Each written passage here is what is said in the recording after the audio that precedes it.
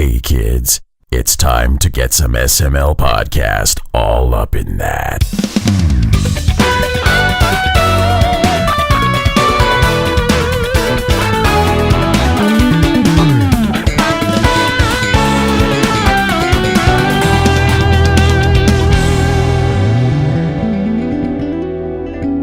What's up, everyone? This is the SML podcast. I am your host, Joe. A fun show lined up. We are starting things off.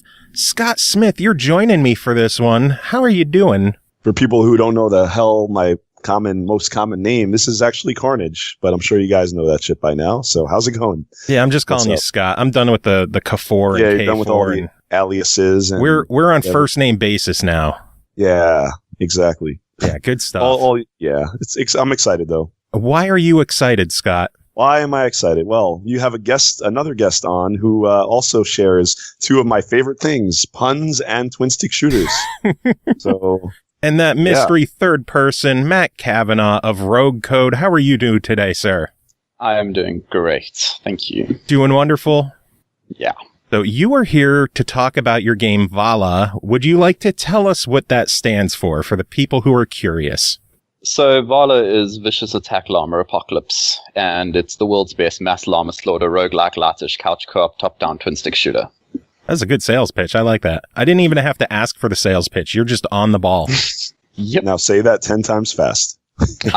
People have asked me to do that, and I've done that. Damn, we don't doubt him now.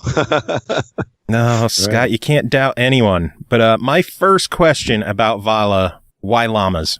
When I was young, we went to a petting zoo, and my mother was attacked by one, so it just sort of stuck with me. Attacked by a llama? Yeah, so a lot of people don't realize, but llamas are pretty aggressive. If you go to YouTube and just search for, like, llama attack, and then ignore all the videos about the game, there's actually a lot. Of people legit being attacked by them. I've seen people get spit at by llamas, but I didn't know that they were actually like violent and attack people. That's pretty crazy. When we originally made our prototype, we had to make like a little trailer, and we made the whole trailer about like showing news articles and stuff of people being mauled by them. Okay, not mauled by them, but being attacked by them. Just mauled in a back alley. Llamas pull a switchblade on you. Yep. Oh, man. So, llamas attacking a city. What the hell happened that there was a llama uprising in this game? So, sort of the very brief story is that there's this company called Llama, and they do deliveries and stuff. And so they use llamas to do their deliveries, and there's llama drivers that sort of drive the llamas. And they decide to fire all these llamas and the llama drivers because drones are cheaper. So they start using drones. Now the llamas can't afford their mortgages or like their food or anything. So the llamas and the llama drivers sort of get pissed off, and they form an alliance called the Llamanati. And the Llamanati just wants to like take down big corporates like Llama, and they go through Santa Llama City and just destroy everything. So you're part of Llama, and you're kind of the last hope, and you send in these mechs called Ronalds, remotely operated nuclear-assisted llama destroyers, and you remotely control those, and you just send them into the city and clear out as much as you can. And when one of those explodes, they just build you a new one and send a new one. I don't know if I've ever had a game synopsis cause me to giggle so much. Yeah, I love that. Yeah, live action. It's actually based on a true story in Santa Llama City that like the media covered up. Goddamn media covering up all the llama attacks. Llamanati. It sounds like Bill Zuminati. I mean, I know. Shout out to Bill's, by the way. The Bill's Llamanati. Shout out to him, good friend of ours, and he's also going to be covering the game on Achievement Land. So. Little shout out. Scott, which site are you pimping here? What's going on? Yeah, fuck son of a bitch. The SML podcast. Go check out this other. No, just kidding. Oh, man. So, Scott, I know you've been playing the game quite a bit as well.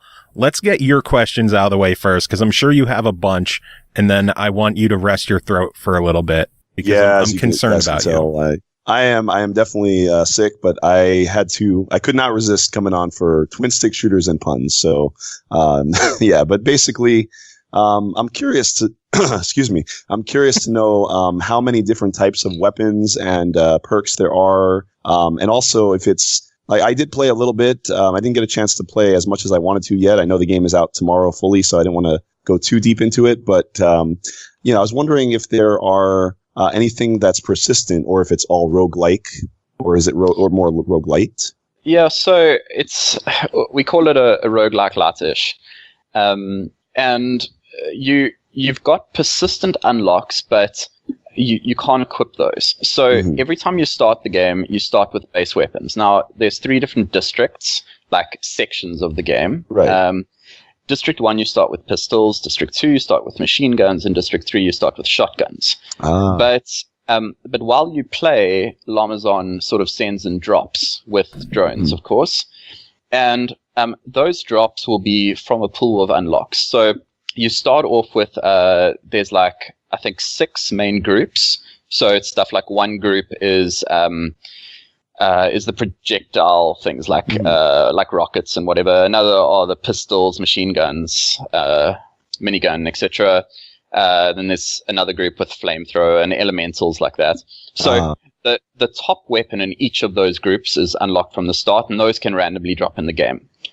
When any of those randomly drop in the game, if you use the weapon, if you hold back on the controller or info, that little button on the left, it'll show a percent at the top. That percent, when you get up to 100, it'll unlock the weapon after it's in the tree.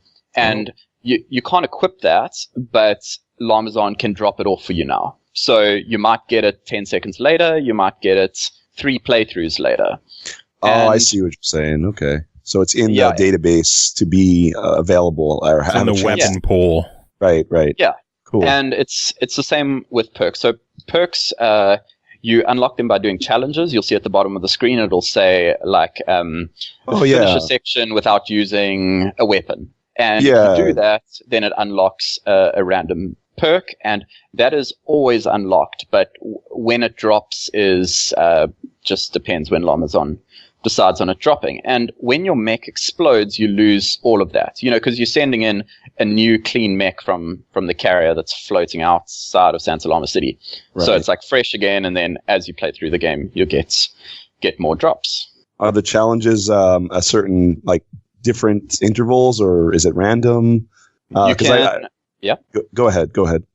So there's 3 districts, 30 perks in total, and you can unlock a third of the perks per district. So, like, in the first district, you can't unlock all 30. So that means in the first district, there'll be 10 challenges. Those 10 challenges will just sequentially follow each other. If you don't finish a challenge and you die, it'll reset that challenge, but you don't lose the challenge before that. And you get a new challenge every section. So a section or area is like one city block. When you've cleared the llamas out of that block, you can move on to the next block. You go through the main gate, then you'll get a new challenge until you finished the 10 challenges for that district, and then it'll just stop giving you challenges. Okay, that makes sense. I'm very much hoping that I will see the 11th challenge in the game. I've completed the first 10. I've put about, 3-4 hours in the game. I've completed the first 10. I guess I'm just fucking horrible at this game because I can't beat the first district.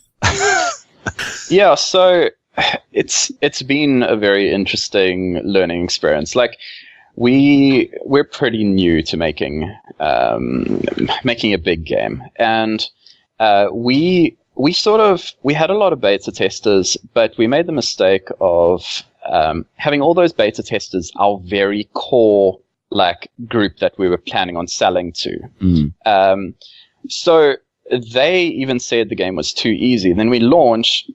Some people are now saying it's far too hard. Some people are saying it's far too easy. So in sort of the first week, we didn't sleep at all, added in another difficulty. There's now an easier mode called No Problema, and the harder mode that Steam originally shipped with, that's now called Laminator. And Data. Yes. yeah, so are you playing No Problema?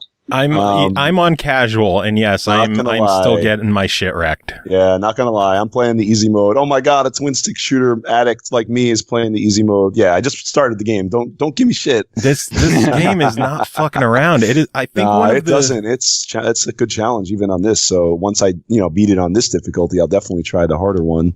But yeah. I think the one thing that makes it tougher in my eyes, but it also feels really rewarding when you get far, is I haven't seen any kind of health pickup in the game. So once you start dying, you're going to die, and it's going to happen. Yeah, people keep on asking why there's no health, and my answer is that, like, this isn't some sort of game. Like, in the real world, you don't get random little health pickups. Like, what even is that? This is a documentary. People should just get good. Exactly. Just like the old school games. I mean, back in the day, like in all our generations, I think it's just they didn't give you checkpoints. They didn't hold your hand. They didn't do the shit. Mm-hmm. So, yeah, I mean, it sort of goes both ways. Like that is true, but that isn't how we intended it. I didn't mean it to be a particularly hard game. That would have a big barrier of entry, and that's why we were happy to add the easier difficulty. But exactly, like you can't make it too easy, because then people are gonna just play the easy one, like the very easy one, finish it in an hour, and then be like, well, I didn't get my money's worth. Right. Yeah. If you like imagine playing Half-Life 2 where the enemies can't shoot back, it's just going to be stupid. So there has to be there's got to be some difficulty. It's just finding where that should be. The balance is the hardest part. That's definitely good. You guys added the other mode, because it just obviously makes it more accessible for more players. So cool. And also we wanted to be a great party game. That was kind of the original thing. Like, just make a game where you can chill with friends, have some beers, and play. And if it's too hard, then randoms that are at your house aren't going to be able to survive for like more than 2 minutes. So yeah, we're going to carry on watching how people are playing the game, and if people are still struggling, then we'll make it easier in some way, either adding a new difficulty or doing something like always starting with machine guns instead of pistols. Basically, we're open to whatever. I just want you to have fun with the game. No, that's awesome. I know you guys are very in touch with the community, and I know you guys have a Discord as well. If you want to pimp out that Discord, also, I'm sure I'll post a link or something in chat. But are you going to do it, Scott? You could post the link. Yeah, I could find it later on. I'm still new at the Discord thing, so I don't even know how to share shit on there. It's a miracle that I made it into the VALA channel. All you have to do is click a link and you're in it, and it's still a miracle for me that I made it in there. Yeah, I could post that link in a second here. So, I've just done it. Oh, you beat me to it. Okay, well, the developer himself. There he goes. Deleted link. I got a mod. Eternal, you're a mod. I'm not even a mod in this channel. Oh no, you're not. Suck it, Scott. Oh man. So I know there's a ton of different weapons in the game. Are there any really, really solid combinations? I seem to do best when I had the freeze ray and the machine gun. I'll whisper her the link there. Yeah, so there's 22 weapons, I think. I lost track, but yeah, there's a lot of weapons, and from the start, we didn't want to do what a few other games have done, where they sort of make a machine gun, copy paste it, and make like a red machine gun and a green machine gun and whatever that are slightly different. So all the weapons we've made to be as different and unique as possible, and sort of each one has good and bad traits. So yeah, there's also R combinations like you found, using the freeze ray with a combination of a high fire rate gun is awesome. So something like the minigun of destiny or the machine gun, because you can freeze them fairly quickly and then just spray over all of them. If you're using something like a bolt gun, which I'm not sure if you've got there yet, but a bolt gun is a penetrative sort of, it shoots a bolt through them. No, I didn't get that one yet. I haven't gotten that yet either. You didn't get shit, Scott. Shut up. I got this water gun. I got a fucking water gun, super soaker gun. I don't know. It pushes enemies away. The hose. Yeah. I got hose in different area codes. Or should I say different zones, or whatever you call them in this game, districts. I got hose in different districts. The description for that gun is actually whip out your hose and let the llamas have it. Of course, he has to one up me because it's his. He's got some puns in this game, guys. If you have not, there are. You know tons. it's going to be a good game when a game has a slider for the number of puns. I turned that shit up all the way. Oh, isn't it default all the way up? It is. I mean, really, who's going to turn it down? Why would you? Some people get over it or just don't like puns. Some people hate joy and laughter. Those people should be banned. Some people just want to destroy stuff, and that's cool. So, yeah, we added the slider. You can turn them all off. And so previously, before we added the slider, you could turn voice off, but then you would lose like a bunch of the prompts, like when you pick up a weapon where the announcer guy sort of says what perk or weapon it is and whatever. So with the slider, it just takes away the jokes, which is quite nice. And I can't imagine the game without it. The entire premise of the game in my eyes is just based on the ridiculousness of the entire situation. And that even dates back, like I first got in touch with you when the game was first announced in June of 2016? Damn. How long have you been working on it, by the way, overall? It's a long story, but we started a mobile prototype like 5 years ago. This iteration, this next gen where we started again for Xbox, right. That's been just a bit over 3 years now. I think we started in 2015 February. Cool. And I know you guys are also Xbox Play Anywhere, so it's awesome. Yeah, that was I posted quite a lot about it on the Xbox One subreddit, and a lot of people sort of showed interest in having it play anywhere, and just reading comments about other games, people were super into Play Anywhere. And then I realized, I buy games because of Play Anywhere, because I like being able to play anywhere. Yeah, exactly. So, yeah. You could bring it to a zoo and play with a llama while you're playing with llamas. Yo, dog, I heard you like llamas. Exactly. That's literally why Microsoft made that feature. Yeah. But I know I actually found the email in, I think, June 10th of 2016. I first got in touch with you about it. And I asked, what kind of release window it would have, because I wanted to get you on to chat. And you said release window 2016, but it'll be a minimum of another 3 months. What happened?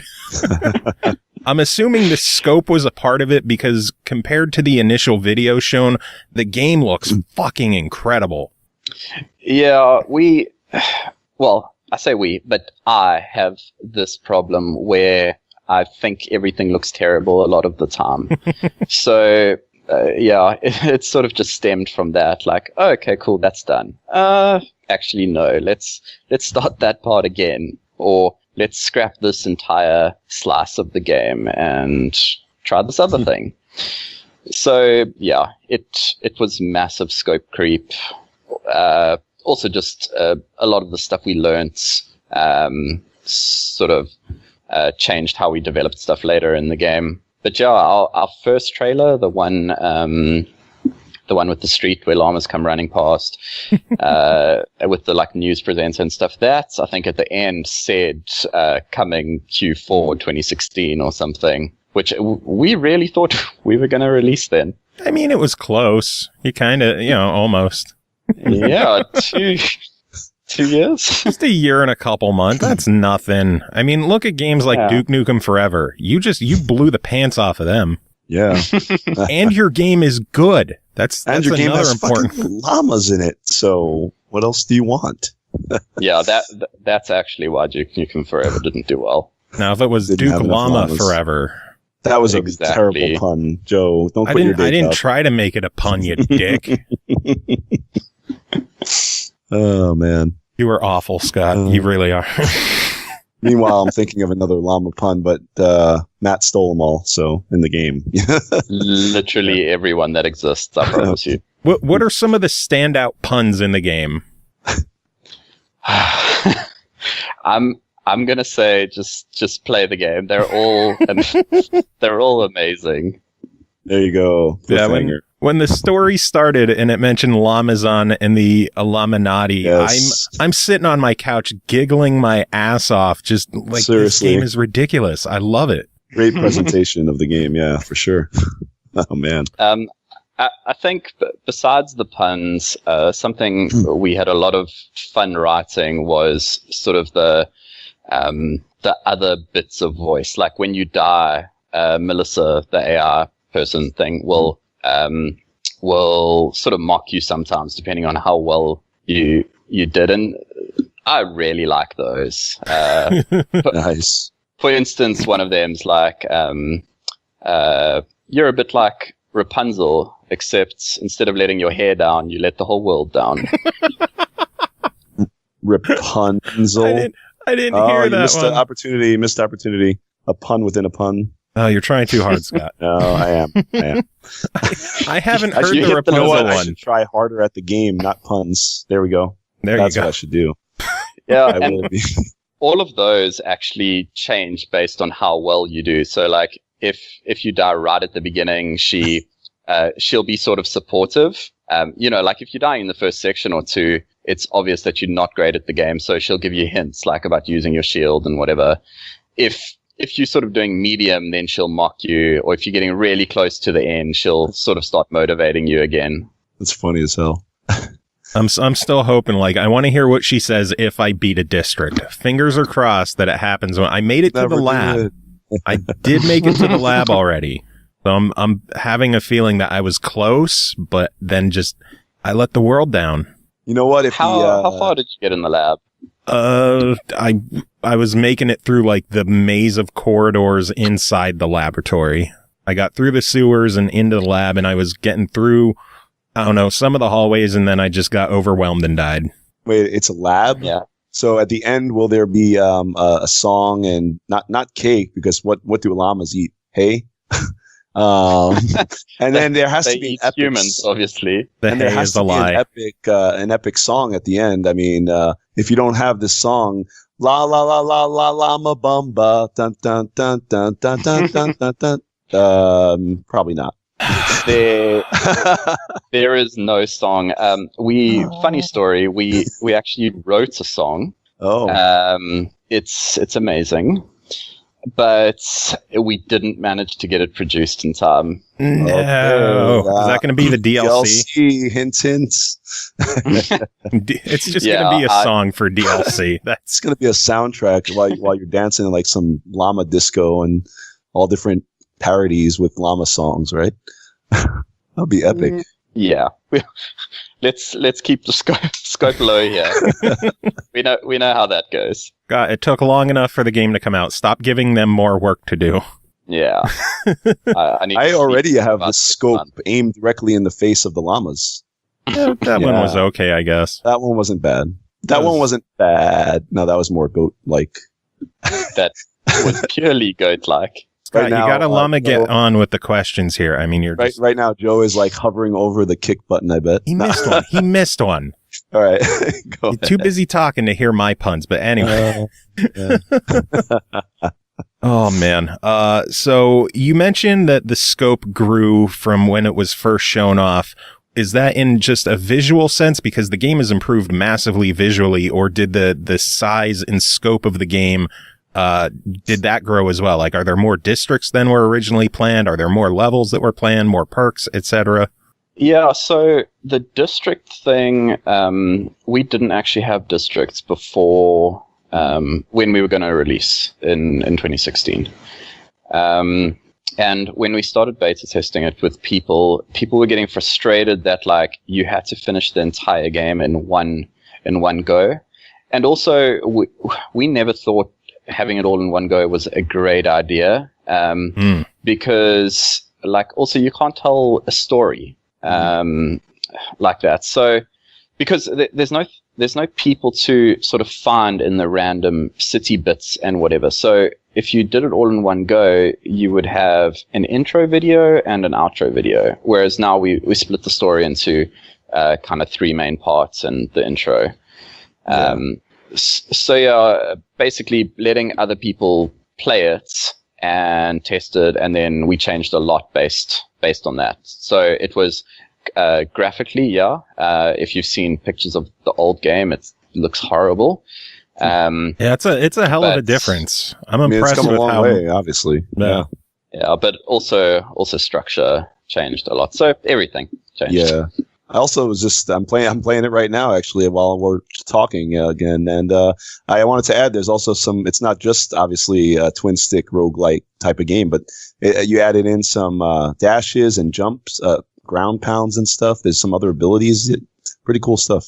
Mixes it up. Yeah, those are very cool, super powerful, and if you're not making it through, then you're probably not using those special abilities. But I noticed it does use your like energy bar that you get back by killing enemies and picking up that green stuff, right? Yeah. So a lot of people have asked why your energy doesn't sort of just regenerate.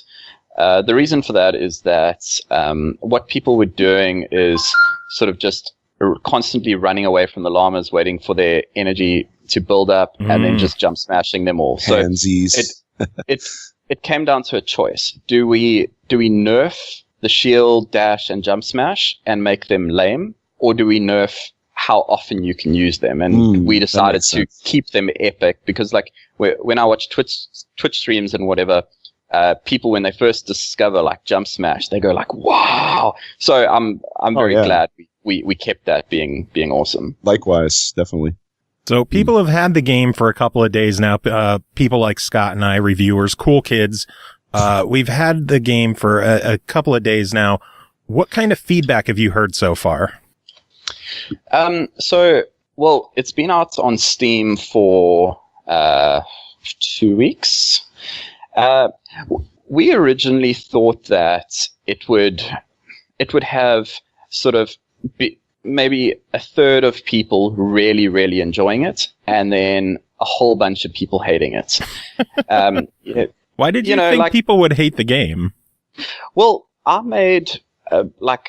designed this game to be a game that I would really like, and I think it's naive to assume that everyone will like the game that I've designed. But like we didn't make it to sort of to make a mass profit or anything. We probably won't even break even because it's a twin stick shooter, and that's not the most popular genre you could go for. We were simply just making a game that I really loved, and the other people working on it this would be awesome. I love it when games do this, and then we did that. So that naturally, I think, means that a lot of people would hate it. It's not your usual game. But because I figure people would probably see how creative, and it's a labor of love. So you would more people should be interested. But hopefully. Well, I guess I'm a bigger pessimist than you, but either way, it's actually the Steam reviews are a lot better than I thought. We've got the people that really love it, but there's also a big segment that are just having a lot of fun. I think we're 85% positive on Steam at the moment. Nice. Wow. And that makes me very happy. And the negative ones aren't so much about this whole game is wrong. It's the puns are terrible. Oh, and, come on! They have to be terrible. They have the slider though. No. So we didn't launch with the slider. Oh, okay, okay. I see. So the problems people are having, some with balance, some with progression, some think it's a bit grindy, some don't like the puns. All of those are actually great problems to have, because we can fix all those things without compromising the core game that we're trying to build. So we've already made massive massive changes. The reason why I sent you guys pre-release keys so late is that there was a massive update which included the new difficulty, new balancing, the pun slider, like a whole bunch of this stuff that we learned from the Steam launch. Mm-hmm. So, basically, some people don't like it. That's okay. We can fix a bunch of those problems. Yeah, and if you don't like it, fuck them, right? Yeah, I mean, if you don't like it, that's fine. If you don't like llamas, you don't have a heart. Pretty much. But then again, the llamas are after you, so then again, they're vicious. Yeah, you need to hate the llamas. So by the way, in Skype, I posted a link which I'll be banned from chat and Twitch. Yeah. Let me grab that. Actually, I just saw that pop up. I was there. We go. I gotta be a responsible moderator. Here we go. Yeah, there you go. It's actually not your letting goddamn me paste job, it. Scott. It's not letting me paste it for some reason. Joe, maybe you'll be able to copy that link. I don't know. I'm too busy running a show. What do you want from me?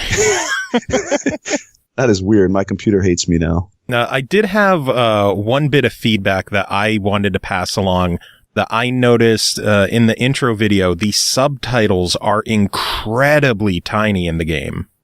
Oh, tiny? Yeah. Like on my screen, they were, I couldn't even read them from my couch. I had to scooch forward and look. I'm not sure if it's the TV I'm using. I don't know if it's from being in 4K. I'm not sure what it is, but on my... Are you playing it on Xbox One X? Yes. Okay, so funny story. I don't have an Xbox One X. I don't either. We could not get dev kits for that. So basically our testing on X has been via Microsoft with them testing it for us and us asking like, hey, does that work, etc., and sort of emulating as much as we can on PC to try to do it. So, yeah, I'm thinking that might be the issue. Then I'll when we're done with this, I'll take a screenshot and send it to you so you can see what I'm talking about. Cool. Definitely, at least in the 4K version on the X, the subtitles are incredibly hard to see. I could be wrong, by the way, but I thought I remember hearing from when we talked to some other dev. I don't know if it was with you, Joe, but I remember someone saying, another ID dev, that got an Xbox One S kit and an X. So they get one of each, but I don't know. I think Chris Charlo was mentioning that they were supposed everyone was supposed to be getting X kits as well so that they could properly be tested. I'm kind of curious why you guys didn't get one if that's supposed to be the case. Well, it's probably based on when we originally got kits. Like if you join the program now, you'll probably get those. Oh.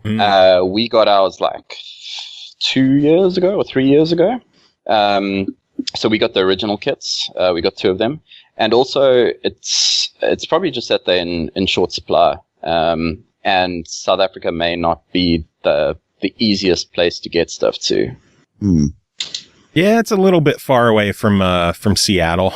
Just a little. I think there's also been only 2 or 3 games from Africa, so that's cool though. Pretty unique. I think the first one was that I don't remember the name of it now, but it was that weird name. It was game, like Envalor Verstand or something. Something like that. I think that was the first game from Africa, but that's cool. It's something different. What is the game development scene like in South Africa? It's tightly knit. It's small. Like everyone knows everyone. Occasionally, some game will pop up that no one's ever heard of, but like no one's ever met those people. But in general, we all know each other. We generally go to the same events. We're all going as a group to GDC. I'm leaving tomorrow. Oh, nice. I say not all of us, but like probably 10 studios are going. Wow. And like we've all met each other and all gone to the same events. So it's kind of cool being able to know everyone and playing each other's games and stuff. But it would be good if it grew, which we're trying to as like an organization trying to do. Yeah. Have you been to a lot of different events showing off the game over the years? Yeah, I mean, we've been to pretty much every one locally, but that's kind of limited. there's one big one a year called Rage up in Johannesburg. We've been to those. And then there's a smaller version in Cape Town down at the coast. And we've been to a couple of those. But those are very, very small compared to the big conferences or expos in like E3 and PAX in the States. I know Joe's next question. For anyone that listens to the show all the time, you have to ask him. Okay, what do you think my next question is? The event that you always ask developers and everyone if they've been to. Well, I figured being from South Africa, he probably hasn't heard of MagFest. So my next question was actually going to be, are there any really funny stories from people at these events who've played the game that are either like awful at the game or like the humor just tickled them in the right way that they just giggled the entire time? Any fun stories? It was interesting. The first conference we went to, we had no idea what people would think. Like, we had only tested it ourselves and with a few friends. Then we go to the conference and like we let all these randoms play, and we thought our target market was going to be like 25-year-olds in college and stuff. But the people that absolutely loved it were those people, but also kids. Like, some kids, the one kid had to put the Xbox controller on a chair because their hands weren't big enough to hold the whole thing. Wow. They were terrible at the game, but screaming hysterically the whole time. Oh, that's all that counts. And playing this. And right. That's so awesome to watch. Nice. And then, like, some groups of people, the best thing is when a group of people will come and play, then they'll go away and they'll go back to the back of the queue, wait again, play again, go to the back of the queue, play again. Like, we had some people that came every day for the weekend and just played over and over and over again. Gotta love the repeat customers, huh? Yeah, either they're really poor or they really enjoyed it. Could be a mix, you never know. Another question, by the way, is I know you said there's two. I know there's at least 2-player co-op. Is there 4-player, up to 4-player local? Yeah. So if you just hit A on a controller, you'll spawn in. You can pick a color and then drop in, and it's drop in/drop out anytime. And my next that's 4-player. My next question that I always ask, and Joe is gonna know, is: are any plans for like online co-op in the future? It's a difficult one. You'll see games like Cuphead and Tesla vs. Lovecraft and stuff from people with much more funding than us. Even they are. Yeah, like, that's true. So yes, it would be great. I would love to add it, but it's a massive challenge, and VALA makes it much harder than it would usually be. Like, in a game like, let's say, Cuphead, it's going to be really hard for them, but they have maybe 10 enemies on screen and like a limited set of stuff to sync. Mm-hmm. We've got firstly 4 players, right, and then like 300 llamas. Yeah, that's true. That is definitely. I can't imagine trying to code all of those to be in sync across 4 different games online. Yeah, and then on top of that, you have like all the stuff in the world destructible. So, like the challenges, the mailboxes, all the stuff you were saying. Yeah, cars, like barriers. It would require us to rewrite how the pathfinding and the llama AI works to make it deterministic, so that each computer or each Xbox can independently decide what to do, and all of them decide exactly the same thing. Yeah, I figured as much. It's really tough. I know on a lot of twin stick shooters, they're usually only like local. If they're online, it's like, not as obviously your game has way more enemies than like hordes of enemies, hordes of llamas. So that makes sense. It actually reminds me, I don't know, Joe, if you saw this achievement, but I love the achievement, momentary peasantry, get the frame rate down to peasant level. Oh, that was one of the first ones I got. I figured I got an X. I'm putting the visuals all the way up, the bloom all the way up. Like, let's see how many llamas this shit can handle. Yeah, I'll tell you a secret. That wasn't because your X dropped to whatever frame rate. I would be very worried if if the game was killing the X, but it's not. I didn't even see it drop. Like, I didn't see any kind of anything. We originally added it for the original Xbox, and since then we decided to also target Steam, and then Microsoft went and released new hardware to screw us over. So, those sons of bitches. Yeah, it's kind of just calculated. It's kind of like, if you had an old Xbox, what would it do? And even on the old Xbox, we had to do that because, like, recently we've drastically improved the frame rate, so it generally wouldn't pop on the original Xbox either. Oh, wait! When you say original, are you talking about original like way back or 360? Oh, no, Xbox One original, not the 360. I don't think. Oh, you mean the regular VCR? Model. I'm sorry, the regular original model of the Xbox One. Okay, yeah, the VCR model. Is that just the Xbox One? Like, what's the actual name for it now? I guess, yeah. Yeah, just Xbox One and then Xbox One S and then Xbox One X, because Microsoft has to make shit difficult for everyone with their naming. It's almost as bad as like the DS, the 2DS, the 3DS, the new Nintendo 3DS. Like, come on, just name it something different. The new iPad. Yeah. The new iPad. Yeah, like when you're looking online like years later to buy it, like, oh, the new one, but it's the new old one. What? Yeah. Confusing. So it's on Xbox. It is on Steam, Windows 10. Are you looking at other platforms? Could we see this show up on the Switch eventually? I would love it on the Switch. I carry my Switch around with me and play little games. Taking it to GDC with you? I am. Yeah, there's a nice indie uprising on the Switch, so that seems like a good possibility. I mean, good way to take advantage of it. So I would love to. It's just how much time it'll take and whatever. We need to weigh up how bankrupt we want to go with this. Have the sales on Steam been all right so far? They've been a bit underwhelming. I think it's a visibility thing with Steam. So once you fall off like the top charts on Steam, you kind of, the only visibility you get is from your own marketing.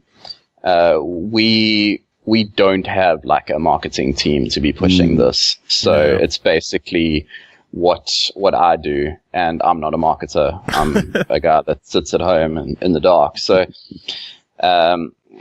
yeah, maybe at GDC we can get some press people to play the game and whatever, but yeah, Steam hasn't been great. With Xbox and Windows Store, we're getting some promotion.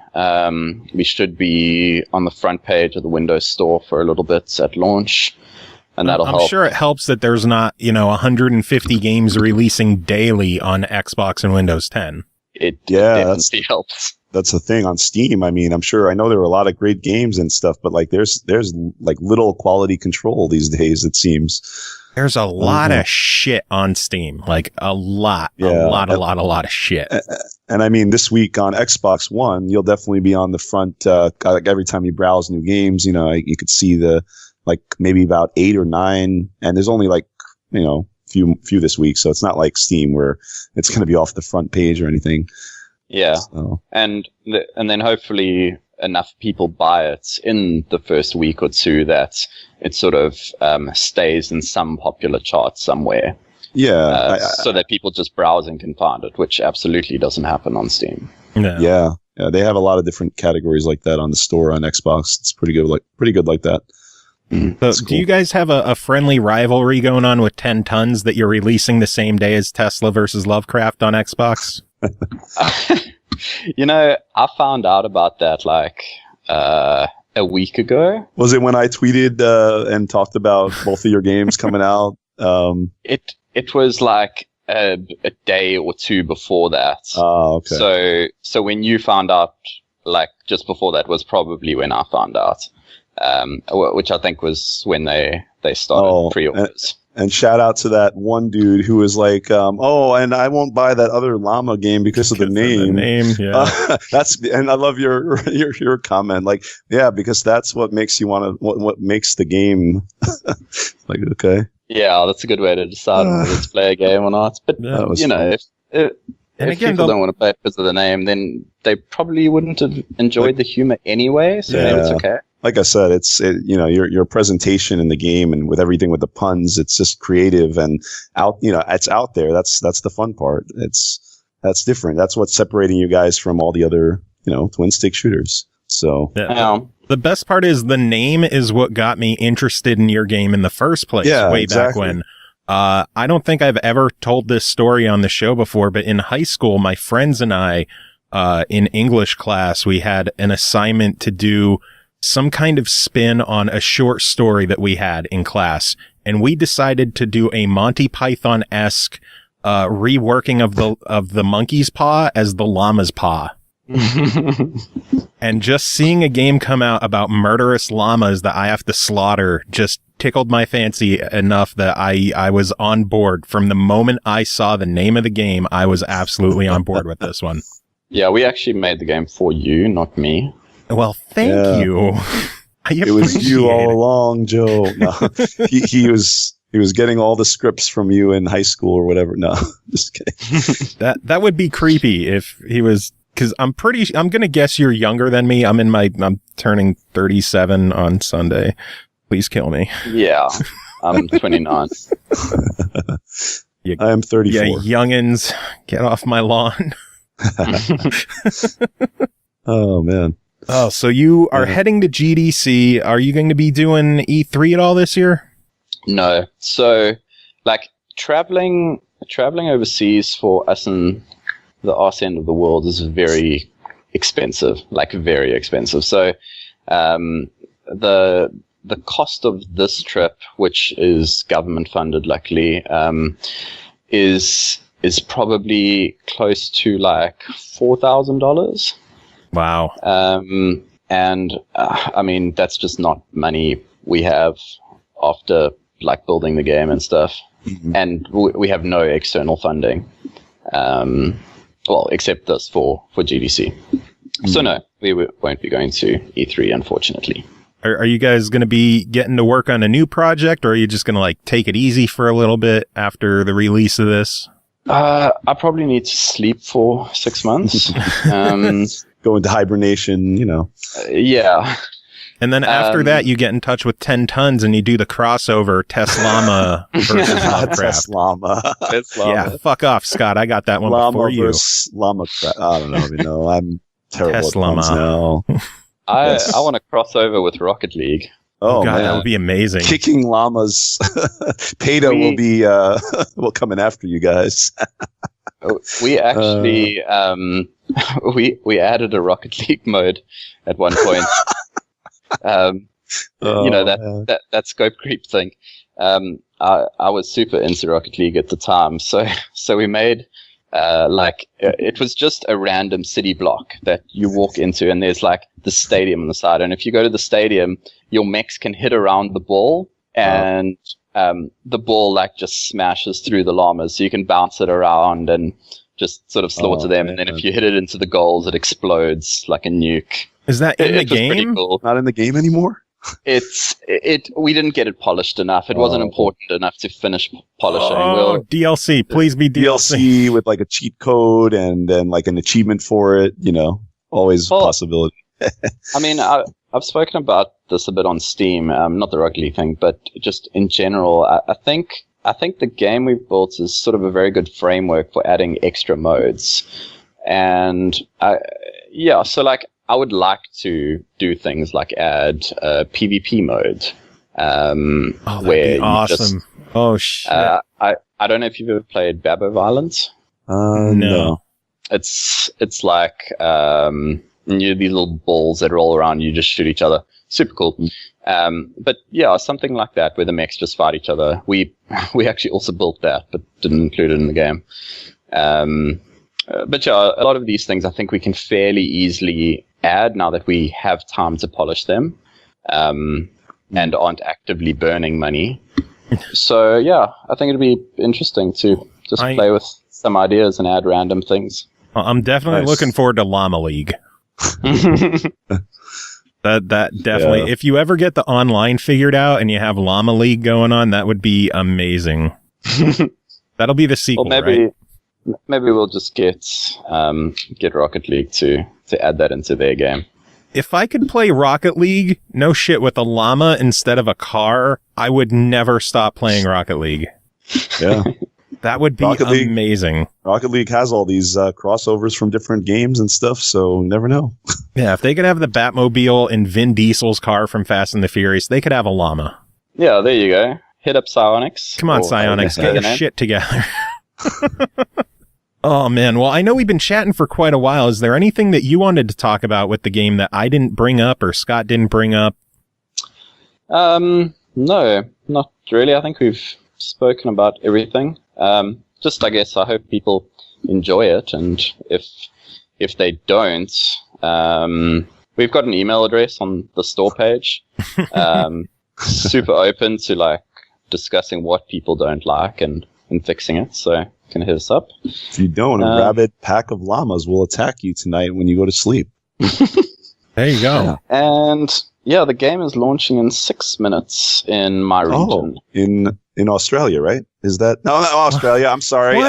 South Africa. South Africa. We've spent how long talking about the fact that he's from South Africa? Wait. How do I end the call? Just hang up. Fuck him. Hang up. I'll hang up on him. Oh man! How dare you insulting our guest? No, my bad. Don't worry. American people often think that South Africans are Australians and Australians are South Africans. I would copy the link to the store, but my computer hates me, so Eternal or Joe is going to have to do all the Carnage fucked up the interview. Sounds typical. Thanks, Cole. Got our back from chat. Sure, you can find the link to the store page. So where can people get the game? How much is it? How can people stay in touch with you guys? Give us all the info. Okay, so they can get it in the Windows Store and Xbox. It's Play Anywhere. You can just quickly type with your gamepad Vicious Attack Llama Apocalypse. And you'll find it. We're on Twitter at VALA_game. You can paste that link. And yeah, I mean, people can email us from the store email address or just tweet me, which is just at RogueCode, ROGUECOD. And I think that was everything you asked. Probably. I don't remember anymore. How much? That. It's same price as Steam. It's $14.99. Regional pricing may vary. So basically, Microsoft calculates based on the base dollar price. They calculate all the rest of the regions. So I have no idea how much it's going to be in other places. That's up to them. What regions are you launching in? Because I know a lot of times the game will come out and people in Australia are like, why not us? So the reason people do that is because there's actually a rule where you have to have the local language supported in the description. The game doesn't have to be in that language, but the store page does. So Australians, they speak English, and it doesn't sound like it to a lot of us, but they actually speak English. So I don't know why someone wouldn't launch in Australia. But places like Sweden, for instance, you've got to translate all your stuff to Swedish. We have done that, so we're launching in 250 countries. Are there that many countries? Maybe 150? I can't remember. Awesome. We're launching in like all of them except North Korea, and there was one other that I can't remember that we couldn't get translations for. But, crazy. Yeah, it's 12 a.m. in all those places, so it's already launched in Australia and New Zealand, South Africa. So Australia, your hometown, right, Scott? Yeah, because I live in Australia and the land down under. You can tell it from my accent. And I totally sound like I'm messing up some character from Austin Powers right now. Why do I keep asking you on? I don't know. It's a bad idea. Oh, man. Well, Matt, it has been fantastic having you on, chatting llamas, dealing with Scott's awful puns. Do you have any final words to wrap up this interview? Yeah, I guess lastly, I would like to say, was that really an Australian accent you were trying to do, Carnage?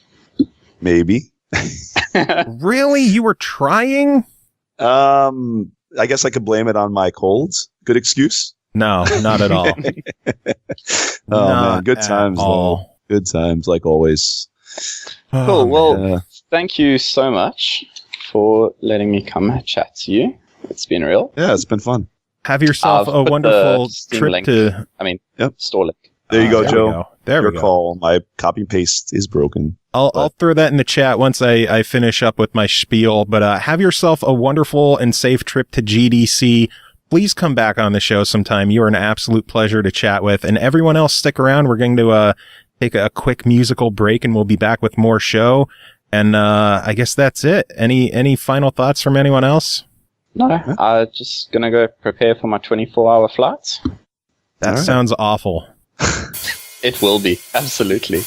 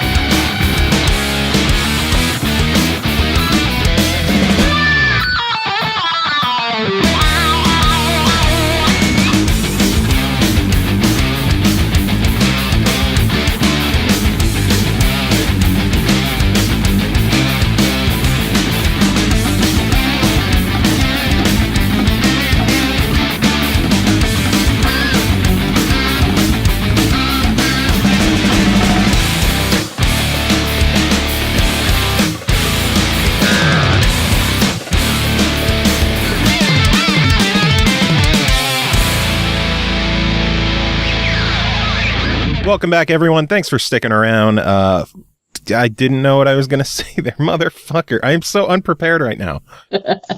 That's what happens when my email goes off and distracts me.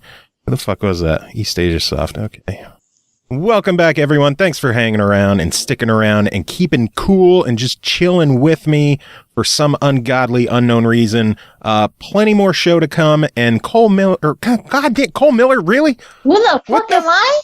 Oh my God! I'm keeping all of my fuck ups. I'm keeping everything. Not coming back. Tom Miller fucked me up the other week in chat, and like my brain hasn't been the same since. So Cole Martin, and I just tagged you on Facebook not even a half hour ago. So I'm just Carnage Strike 2. Name. I'm keeping all of this shit. I'm keeping it all. I don't give a fuck anymore. But you're here. How are you?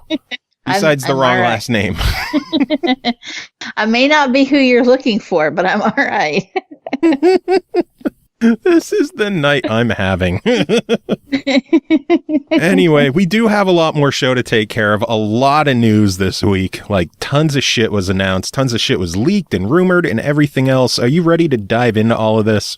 No, let's do it anyway, though. Okay. Before my cat jumps on, get out of here. Let's see. We'll just start at the top of my list. 3 new backward compatibility additions to Xbox One this week. Axel and Pixel, a cute little... I have no idea what that is. Like a 2D puzzle platformer that I guess it's not even on the store anymore. Oh, I think it was delisted, so it's one of those for previous owners. Metal Gear Solid Peace Walker HD. Only Peace Walker, not 2 and 3. Just Peace Walker. I know why that happens, but it's still odd. Yeah, because it was on its own separate disc in the collection and sold separately. Still weird. And then the third one, Tom Clancy's Ghost Recon Future Soldier. So 3 new games now playable on Xbox One. That was such a good game. I don't think we have it. I think we rented it, and I don't even think I got to play it. I think Dave just did. Then how do you know it was a good game? Well, because that's the thing. Like, before, I was a hardcore gamer myself. Like, when I had that weird stretch where I was like, games aren't meant for me because I'm a girl and they're made for dudes. And it's not okay if I play and I have to be a responsible adult and have kids. When I was an idiot and I went through that phase, I didn't play, but I always watched David play because I wanted to know the stories. And so I watched a lot of games that I never even touched. I can tell you the whole campaign to Modern Warfare 4, and I didn't play it. I didn't start playing Call of Duty until Modern Warfare 2. Oh, Carnage is pointing out that Axel and Pixel is like a point-and-click game. I think I was thinking of PB Winterbottom. Oh, and I can't even have it? No, you can't. Ain't that a bitch? Is Carnage gonna tell me that like he has it on his account and I can come and visit and hang out with him, and as long as I listen to him make bad puns, I can play the game? Instead of that, if you want to come to Pennsylvania, I have it on my account. You're more than welcome to not put up with Carnage. That's even better and closer. Carnage once told me that I could come play the original Ori on his account to stack for the gamer score. You never got the original? I have never played Ori in the Blind Forest. Did you get the second one? Or like the re-release of it? Nope. Why? Every time it goes on sale, I say I'm going to, and then I go responsible adult and say, well, I probably am not going to buy it in case it goes games with gold, because as soon as I buy shit, it becomes games with gold. So because I'm pretty sure you still get both versions if you buy it. I don't think anymore you do. I thought someone just recently on Reddit was like, which one should I play first? Maybe they stopped it. I don't know. Yeah, I was under the impression that it's just a definitive edition and they delisted the original now. Maybe. I don't know. I bought it when it came out, so I wouldn't know, because I am a good supporter of original IP on Xbox. I'm just poor. I'm a starving artist. Have you all seen how much art supplies cost? Yeah. I don't buy that shit either. I write reviews for art supplies, okay? Oh, man. A lot of games were announced and leaked this week. Let's start off. Shadow of the Tomb Raider was leaked and then confirmed for a September 14th release on Xbox, PS4, and Steam. So Lara Croft is back. I'm coughing. Valkyria Chronicles 4 got an official release date of October 16th in North America for Xbox One and PS4. After a listing popped up on the Xbox store, it was confirmed that Super Bomberman R, the Switch launch title, is going to be hitting Xbox and PS4 June 12th, with PC getting it on the 13th, and it will run $39.99. Did you hear about the whole guest characters thing?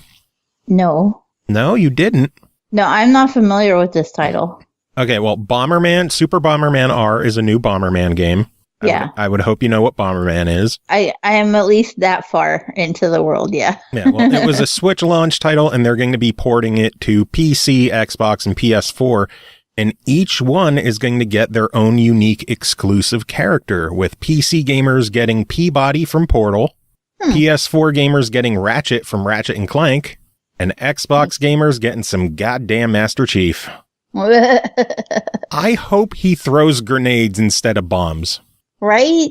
It would make sense. Sticky bomb. It has to be the stickies. The stickies were the best grenades. It would just make sense to throw grenades instead of bombs. I don't know. Anyway, SEGA Genesis Collection was announced and will be hitting Xbox, PC, PS4 May 29th and include, quote, over 50 classic SEGA titles. It will also have features like online multiplayer and a horizontal flip mode, which I think is interesting. And then weirdly enough, there's a couple of sites showing off a supposed list of all the titles included. And based on what they're posting, Sonic 3 is not included. Yeah, Sonic the Hedgehog 3 of all games. Why? I don't know. I'm trying to. What an odd one to leave out. Maybe it's was Sonic 3 the one with that people think had Michael Jackson composing on it? I forget if that was 2 or 3. I think it was 3. I'm not sure. I didn't even know that was a thing. Yeah, there's videos on the internet of people like comparing music with Michael Jackson songs and fun stuff like that. Some people have way too much time on their hands. There's some pretty good comparisons there. So it seems pretty obvious that Michael Jackson was involved with composing one of the Sonic titles. I want to say it was 3, and if so, that might be the whole. That would be why, because they'd have licensing issues. Well, I don't know if there'd be licensing because it's still Sega's music. I don't know. None of us know. But no like one. They would have to pay the estate or something like that for maybe to reproduce it again. A lot of people actually thought that the lineup would just be all of the Sega games on Steam right now, but apparently there's like 10 of them that won't be from Steam, Sonic 3 included. So I have no idea what the real story is, and I'm sure we'll get a final game list eventually, but May 29th, I will definitely be buying a shitload more Sega games. Sega. I like how I remember that. Rumors are going around that a listing has shown up online for a brand new Splinter Cell game. I have seen this, and I hope it's fucking true. Just so people will stop saying, "Oh, I don't want the Division 2. I want Splinter Cell." Because fuck off, I want the Division 2. Well, you're getting Division 2. I know, but I'm so tired of people being like, they should just cancel the Division 2 and do Splinter Cell instead. Fuck off with that. I want my Division 2. And I want Splinter Cell. I have played Splinter Cell. I want another Splinter Cell too. Now, Carnage saying something about notification. He just retweeted the show. So, thanks for sharing the link, Carnage, Mr. Scott Smith. No, thank you. You keep your retweets. I don't know. I feel particularly salty today. Why? I don't know. It's just this a good day. Son of a bitch. You know how like sometimes you just wake up and you're mad at somebody? Yeah. Like they did something to you in a dream or something. Sometimes I do that. I'm just like, today's just a good day to be pissed at this person. I think I'm going to blame hormones. Estrogen makes me do it. I'm that just works. randomly mad. And today I just decided it's Carnage. Nice. Wild Boy Wiley saying he would like to see Landstalker on one of the collections. I'm pretty sure Landstalker was on the list of games supposedly included in this one. So you're set if you were looking for Landstalker. Should be all good there. And then one other game, Hello Neighbor, is going to be making the jump to Switch and PS4 later this summer, who either don't own an Xbox or a capable PC, but still want some neighbor snooping hotness action. Yeah. I started to say something, I opened my mouth, and then it just went blank. I could feel the excitement. I just like... My brain just went, and nothing happened. Well. Did you see that Undead Labs and Microsoft have announced a collector's edition for State of Decay 2? Give me.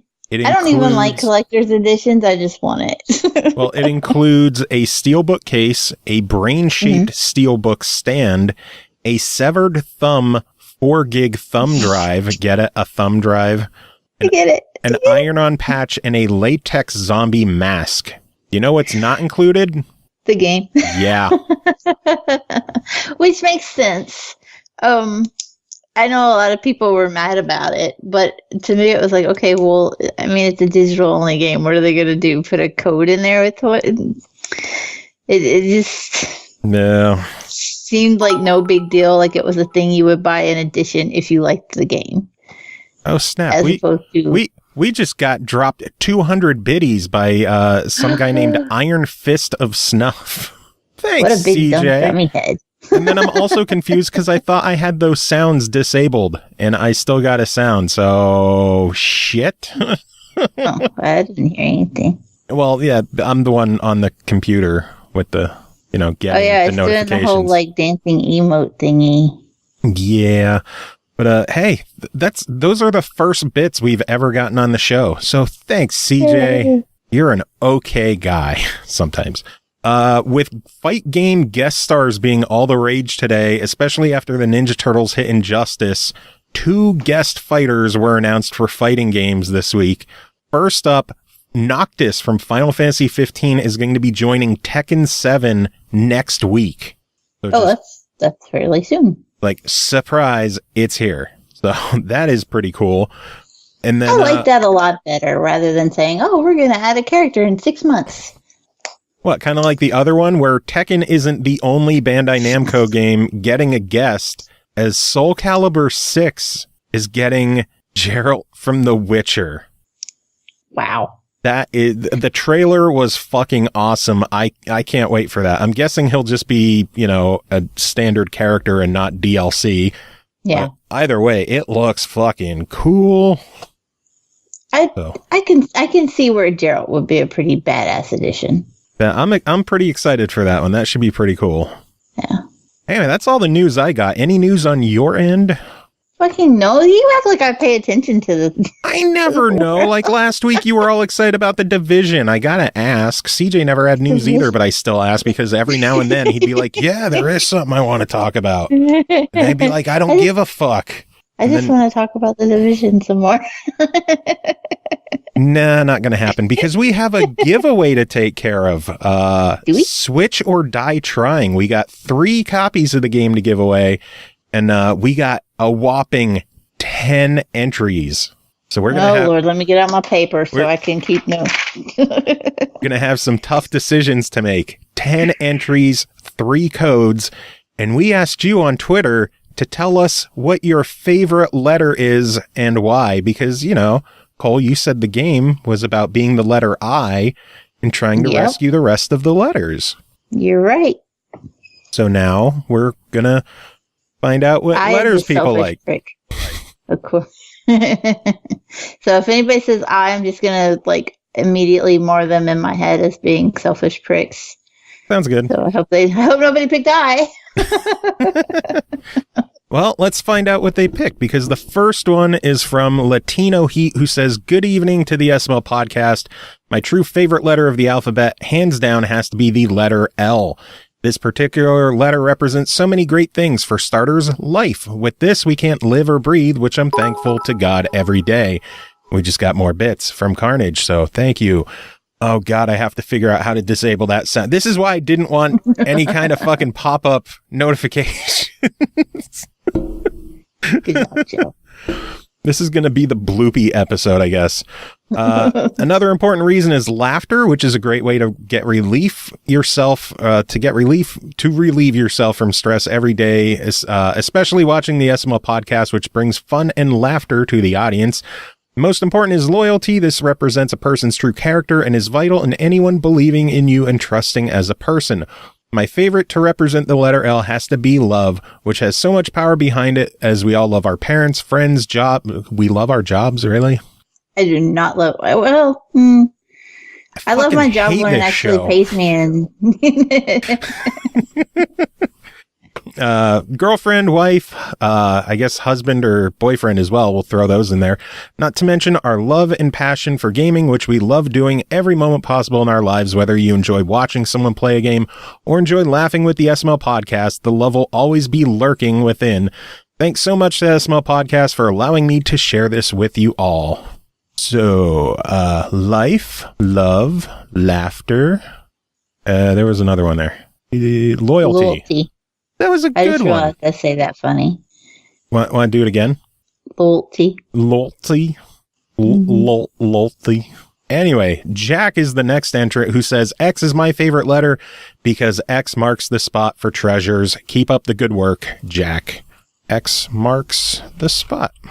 Short and sweet. Indeed. And he didn't pick I. Next up is Adam Miller, who says, well, I'm a pirate, so my favorite letter is obviously R, although I am quite fond of the sea. Oh, I'm sure Scott likes that one. Pirate likes R and the sea. I love these. Next up, Aroto Tomato, who says, favorite letter, I can tell you what my favorite letters are. It spells out the name of a man, Roy G. Biv. Roy G. Biv is a colorful man, and he proudly stands at the rainbow's end. If you don't get it, Roy G. Biv stands for red, orange, yellow, green, blue, ivory, and velvet. I forget. It's violet. Those are wrong. Then what is it? It's red, orange, yellow, green, blue, indigo, and violet. There you go.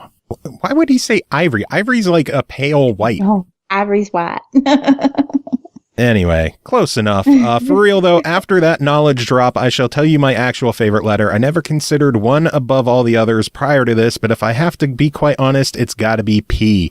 And before your dirty, dirty minds think too much about why, I'll tell you. It spells out peace, and really, that's what the world needs right now, more than anything. Can we have peace, y'all? Like, for real? Come on, man. So, Roy G. Biv / P. Or peace, not P. Next is from Gregory Goiverts. I hope I said that right. Who says, my favorite letter from the alphabet is the letter G because my full name is GG. You can see it in the email. Greets, Goiverts, Gregory, and then something about Verizon in a different language. So G for his name. Next one is from Rodrigo Alvarez, who says, my favorite letter is Z for 4 reasons. Number 1, the last letter of the alphabet. Number 2, the last letter of my name, Alvarez. Number 3, the best Dragon Ball tune for Dragon Ball Z. Number 4, zombies. Z for name, Dragon Ball, zombies.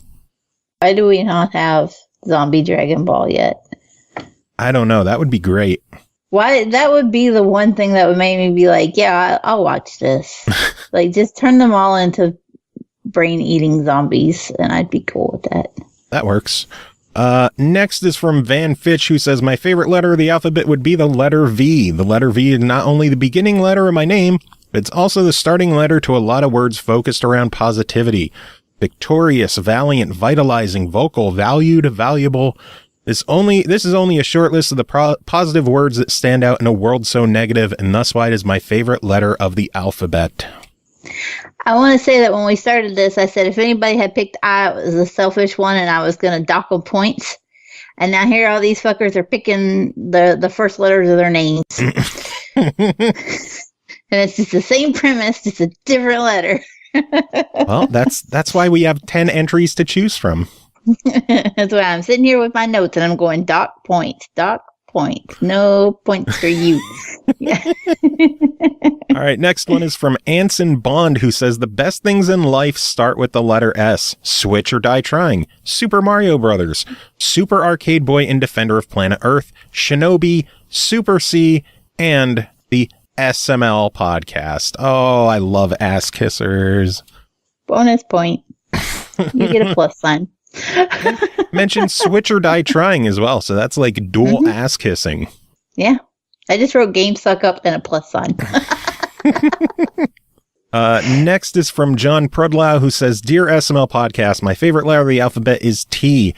I like Ice-T, Mr. T, and T-Rex. The main character of Switch or Die Trying is I, but there's no I in team.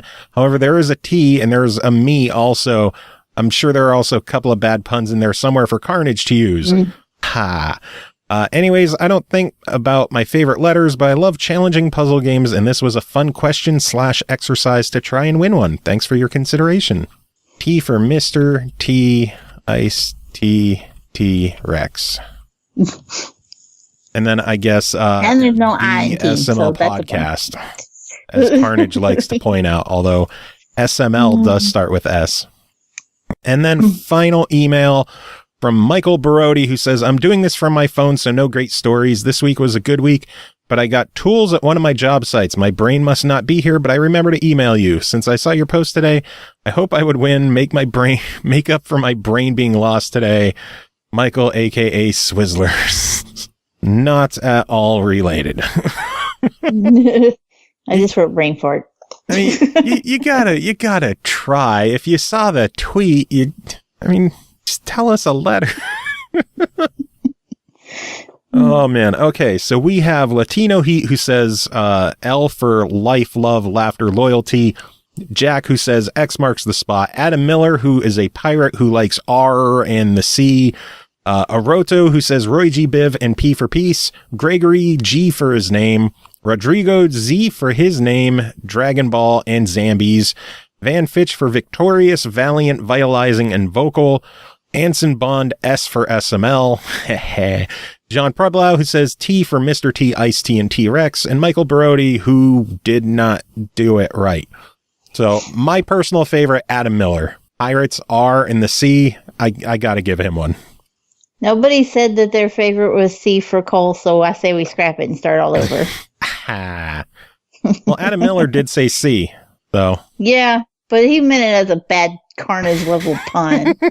That was a fantastic pun. Don't lump that in with Carnage. I will concede. On Adam. Okay, we got two more then. Creative. I don't know. I kind of want to give one to Roto because of the whole Roy G bit, but then he fucked it up and said ivory instead of indigo, so I have to, and the velvet instead of violet. Say no. Yeah, I was like, that's not even a color. Those are textures. So who else do we go with? We got 9 more in 2 codes.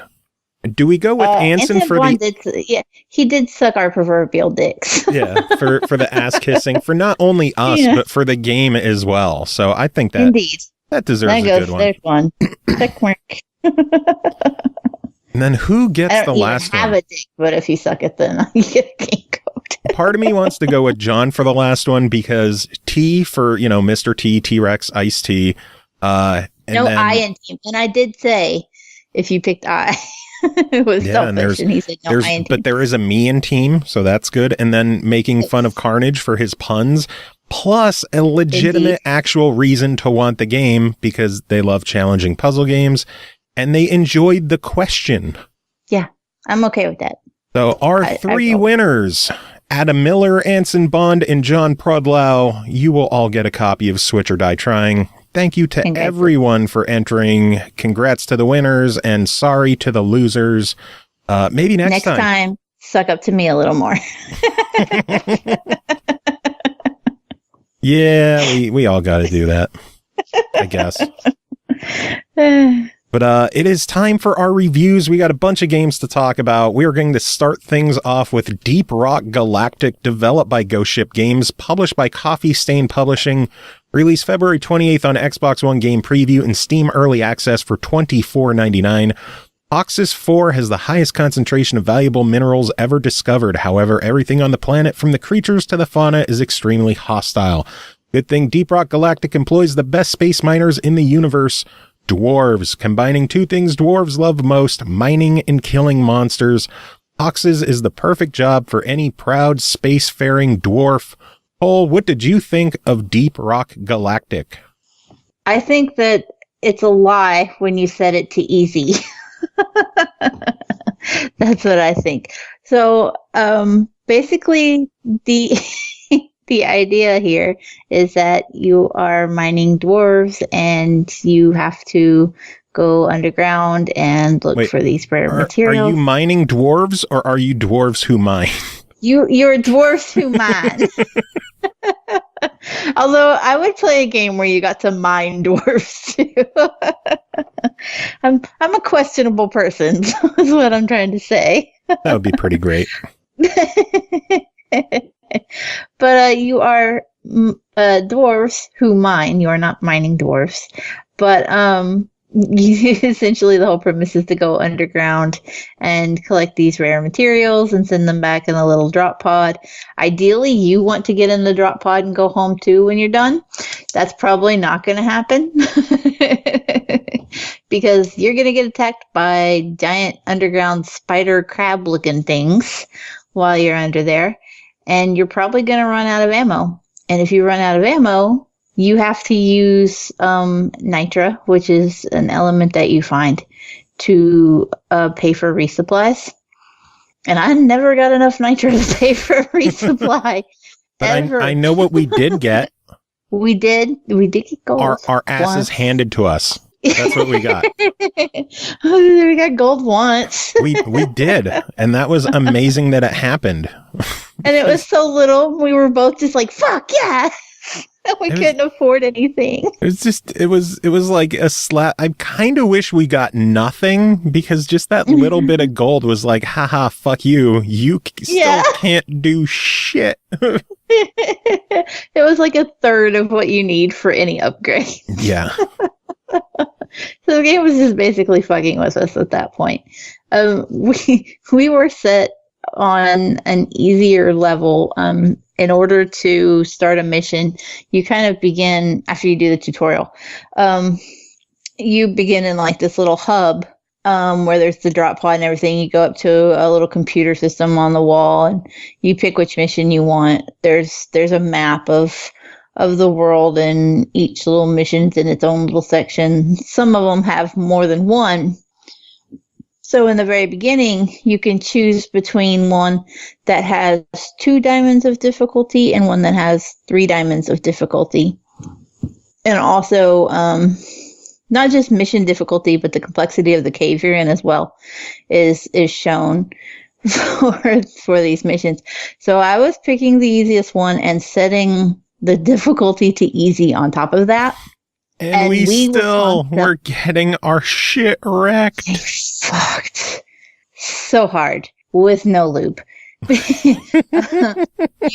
There are 4 character classes that you can choose from. The scout, the engineer, the driller, and I think the gunman. Yeah, the gunner. That's who I was using. Yeah. We did okay when I was the gunner, kind of. Yeah. We at least were like able to reach our goal, because each mission has its own like list of materials that you need for your primary objective, and then there's also extra objectives where if you're not terribly horrible, you can get those too and get a little extra payday out of the game. We were terrible, and but it was fun. It was fun. I think that was the thing. Like, we knew we were going to do bad. We knew it was going to go to shit every time we loaded in. And we just kept doing one more round.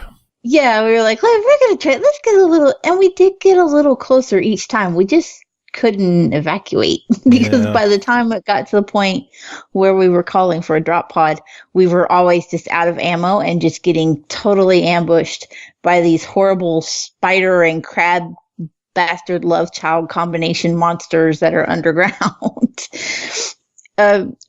Gameplay wise though, I thought it was a lot of fun, and I did enjoy it.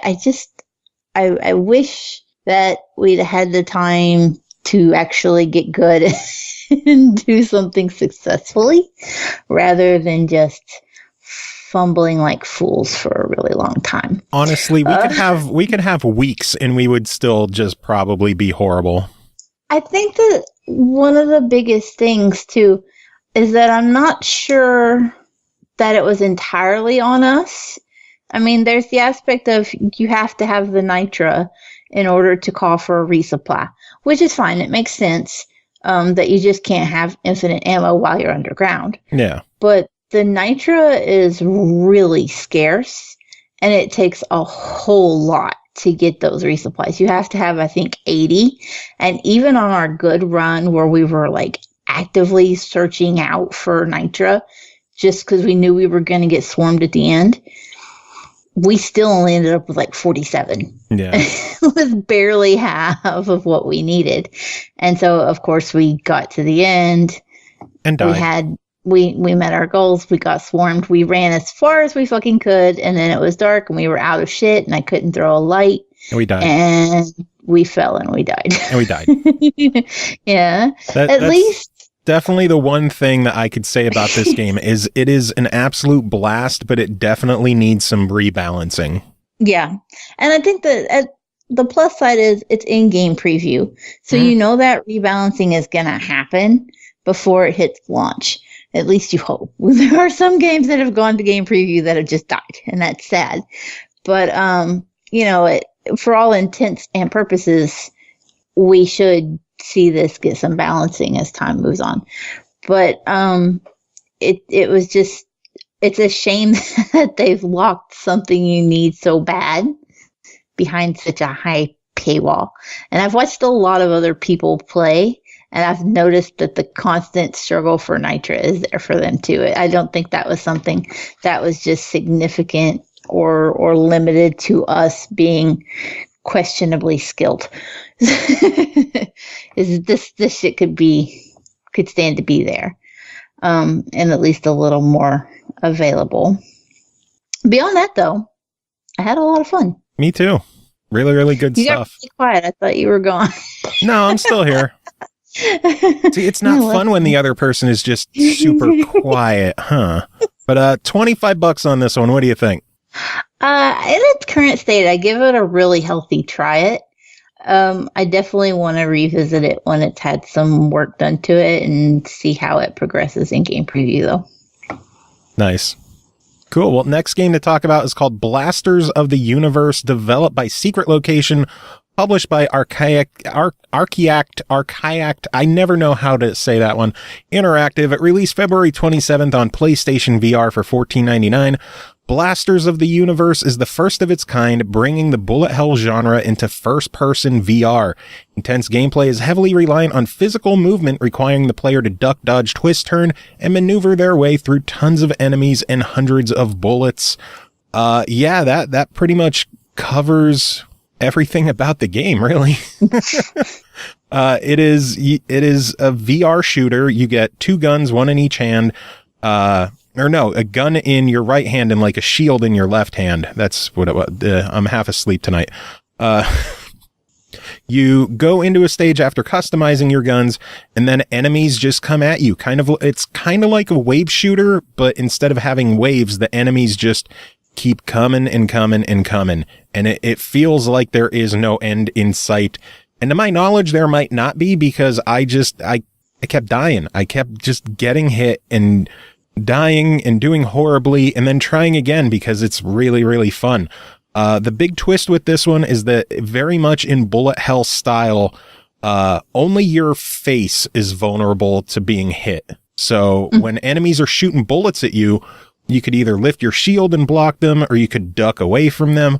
Or if they send like a ring-shaped array of bullets at you, if you just put your face in the middle of it, they go around you and you don't get hit. And it's a really, really interesting take on bullet hell style gameplay, being first person and you being the one who needs to really avoid the bullets. It is a lot of fun. The downside, people with smaller living rooms, or if you have a lot of furniture in the way or stuff like that, you're not going to have a good time with this game. I bumped into my couch about a dozen times playing this. I tripped over my cat 3 times.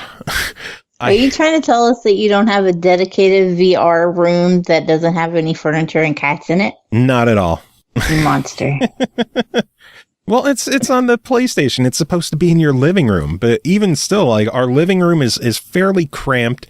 So there's not a lot of movement to the left and right that you're able to really do. Playing something like Moss, you're able to just sit there and just focus on the game. But when it's something like this, or with Super Hot, you have to be very active. It requires a lot of moving and, diving and hiding from bullets for the most part. And then the other downside is someone like me. I'm very, very clearly overweight and out of shape. So trying to move around and get into these games, I got winded fairly quickly, but I kept at it because I'm a trooper.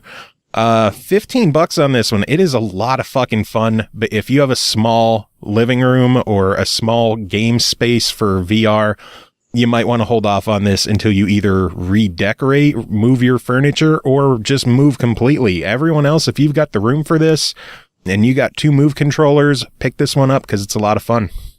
Very nice. Indeed. Next game is called the Darwin Project, or just Darwin Project. There is no the.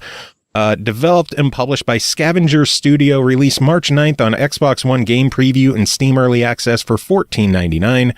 Darwin Project takes the Battle Royale genre up north, where an impending ice age has given rise to a twisted new reality show in which 10 participants must fight to the death under the show director's gaze. Cole, tell me about this one. I'll tell you that I lost the word. The summary is a little misleading because these are not willing contestants. They are inmates. And this is a fight to the death. And the game is not at all shy about that.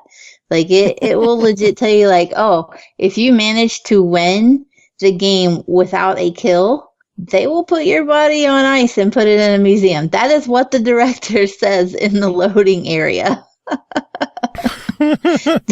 They have no patience for you fucking around in this game. If you are going to load up Darwin Project, you better not be a pacifist. Nice. So, my best means of describing this game, one I have used repeatedly this week when people keep asking me what the fuck I'm playing, is is that this is basically the bastard love child of Fortnite and the Hunger Games. So, interesting. You have 10 contestants in a domed arena, and the arena is blocked off into seven sections, basically, that form a circle. Everybody starts in their own little areas. Some are closer to others or what have you, but basically everybody's somewhere in the dome. And each inmate is armed with a bow, but no arrows, and either a shovel or an axe.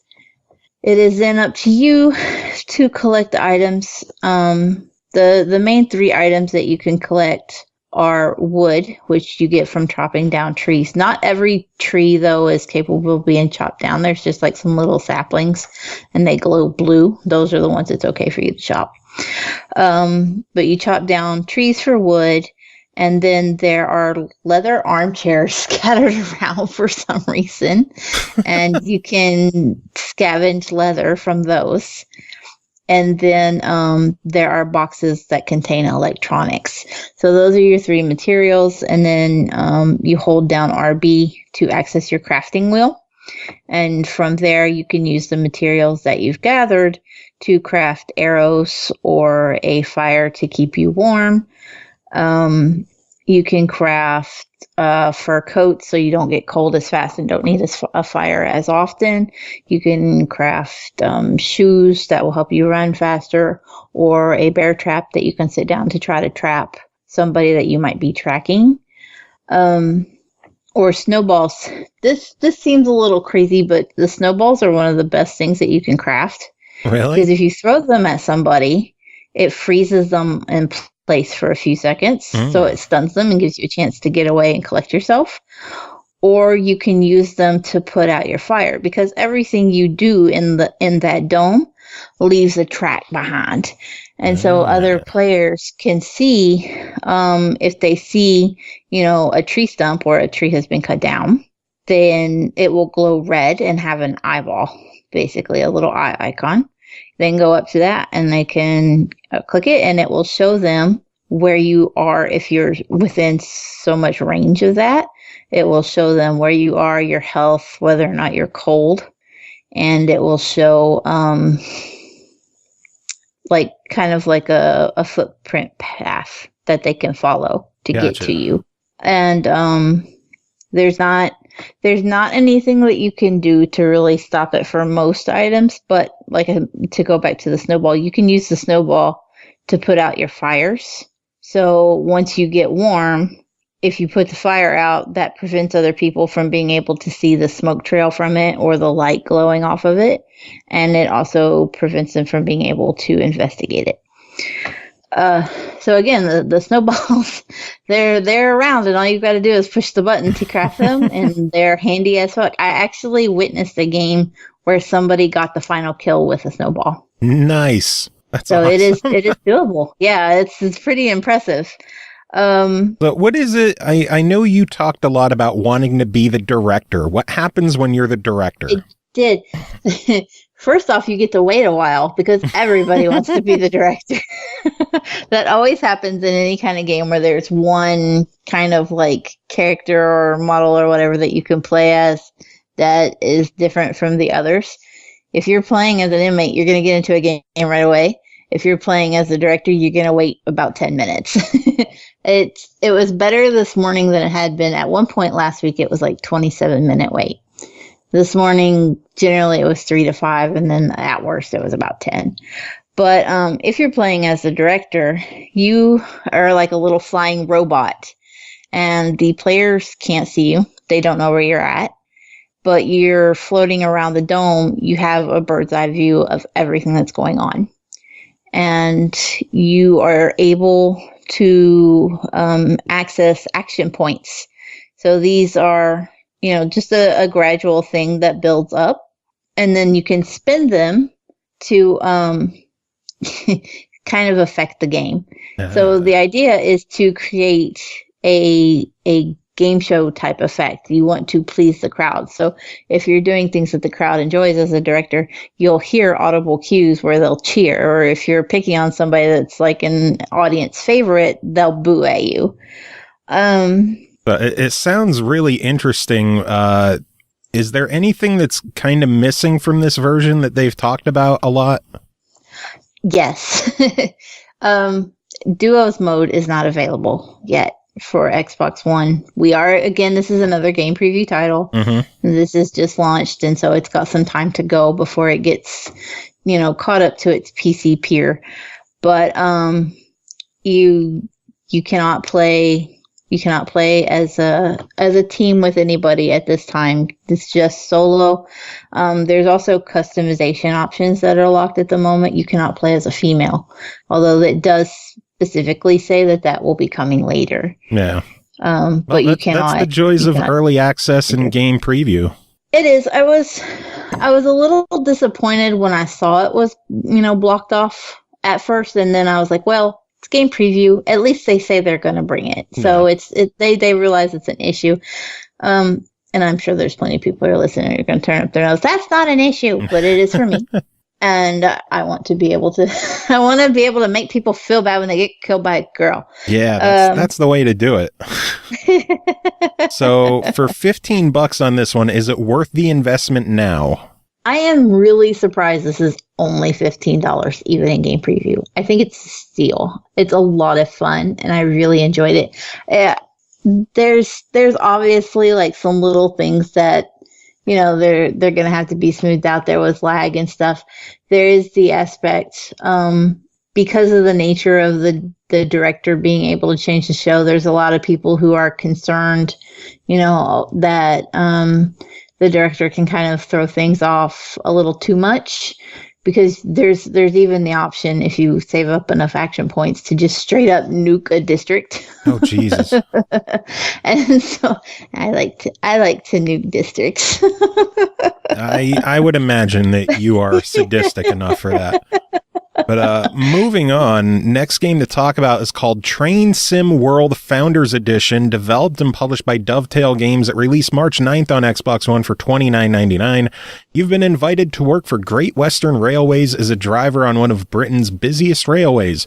With a timetable to keep and thousands of passengers to transport on time, your skill, focus, and endurance will be tested to the limit, driving high-speed and commuter passenger trains on one of the busiest railways in the UK.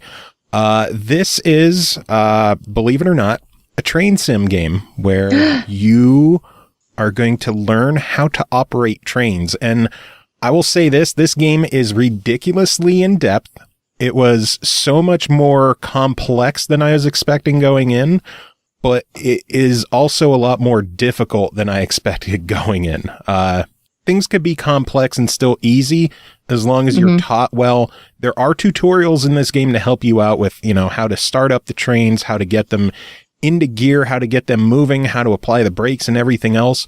But there are so many buttons and options in I don't know, is that a cockpit, the driver's bay? I don't know what the fuck you call it. There's so many buttons and options that you could fiddle with in there that are not explained. Like, for the longest time, I didn't know how the fuck I was turning wipers on. I was just turning wipers on somehow. It was mapped to one of the D-pad buttons. So it's not raining and I just have wipers going and I'm a moron about it. And you're like, okay, that's a thing. I didn't know how to get headlights on because I had some night drives. The one train, I couldn't figure out how to open the passenger doors because when you pull into a station, you have to open the doors for the passengers to get out and new ones to get on. And I forgot that one of the tutorials is like, well, if you hold down on, I believe, left on the D-pad, it pops up the option to open the doors, close the doors. It teaches you a lot of stuff, but then there is zero reminder after that, unless you go back into the tutorial. Otherwise, I have an important question, Joe. Yes. How many trains did you derail? None, believe it or not. I don't know if they have derailing in this. Damn it. Because I was going like there's some fast trains in the game. The one train I got up to 125 miles an hour. Oh, geez. So yeah, they do have areas that are like they have speed limits enforced, and it's like you have to go this slow or slower, or else it just fails you immediately. So maybe that's how they get around having any kind of trains getting derailed. They just don't let you get that far. They're like, no, start over, dick. I was just wondering, like, can we go into your game stats in the hub or something and see how many you had derailed? Because I would totally go stalk that to see how often you were just wrecking shit. Yeah, this is not one of those kind of games. This is very much a slow, methodical simulation game. It's not an arcade, fast-paced. Are there fast-paced train games? I don't know. But this isn't like Probably Railway not, Empire where you're trying to build your own empire. This is very much just learning how to control trains, how to drive them. There's even like trains take a while to get places. So if you have a few miles that you're going to have to travel, shit can happen in real time. So it's slightly sped up, but it's still... I was talking with a friend and he was like, hey man, how's Train Sim? I'm actually kind of jealous that you're playing that, because he's a fan of Train Sim games. And we had a conversation back and forth, a handful of messages back and forth. The entire time the game was not paused. It was just driving. Seriously, there were times where I could set the controls, put it to a certain speed and set the controller down. I made dinner, I ate, all the while the train is just going. So there are, if you're driving somewhere, there's going to be downtime where you're just driving. If you don't have any stops to make, there ain't shit to do. And you're going to have those moments in this game. So obviously this is not a game or a genre for everyone. There is one major problem I have with the game, and that is visually. The game isn't, it's not the prettiest game. It's not the ugliest game. It looks fine. It does what it needs to do. The screen tearing is awful in this game. I don't know if it needs to be optimized or what, but it's bad to the point of being distracting. That's how bad the screen tearing is in this game. If you're just facing straight forward and not moving your head left or right, it'll look fine. You won't have any problems. But as soon as you start moving around and looking for like, oh, what do I have to hit here? What do I have to do here? Or if you're walking, it gets really, really, really bad. I was surprised how bad the screen tearing is. I hope that is addressed. Overall, $30. If you're into train sim games, I would imagine that you're going to have a lot of fun with this one. It is a very slow, methodical game. Will not be for everyone. For a general audience, I would have to give this just a try it, because you never know. You could be a fan of train sims, and if you're not, I doubt this one is going to sell you on it. So I feel like every time you say it's a slow and methodical game, what I hear is your husband would like this shit. Maybe. He likes hunting games, right? He does. There's a lot of patience, he loves those slow, like forestry simulator and shit like that. Like that's how you make his world spin. You're like, he might really get into this then. But yeah, the screen tearing, holy crap, the screen. And I'm on an X, so like I have that extra power boost.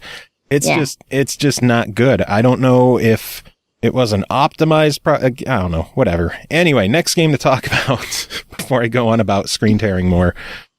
Is called The Long Reach, developed by Painted Black Games, published by Merge Games. It released March 14th on Xbox One, Switch, PC, and PS4 for $14.99.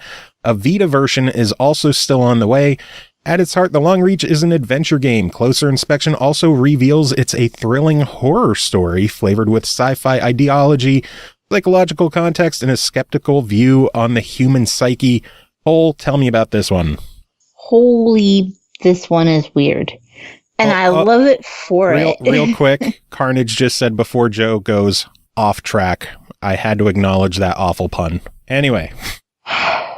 We don't have to acknowledge Carnage. We can let Carnage just Carnage his little ass out over there in the chat and not acknowledge. I don't know. That one was particularly bad. I had to on that one. So, The Long Reach. Again, tell us about this one. I can't even think now. I'm done. This is a very heavily pixelated psychological thriller type game. I know that they keep using the term adventure. I don't feel the adventure aspect. I just focus on the fact that there's a lot of blood and some puzzles. So it's definitely far more like the thriller side of it is definitely more notable for me. But that tends to be because I like, psychological horror. One thing that the game does really well, despite being a pixelated game, and we've heard me complain in the past that the pixelated art style in horror is just not my thing. Yeah. I just feel like it takes away something when there's just like a couple of dots on the screen and it's supposed to be blood. This doesn't do it.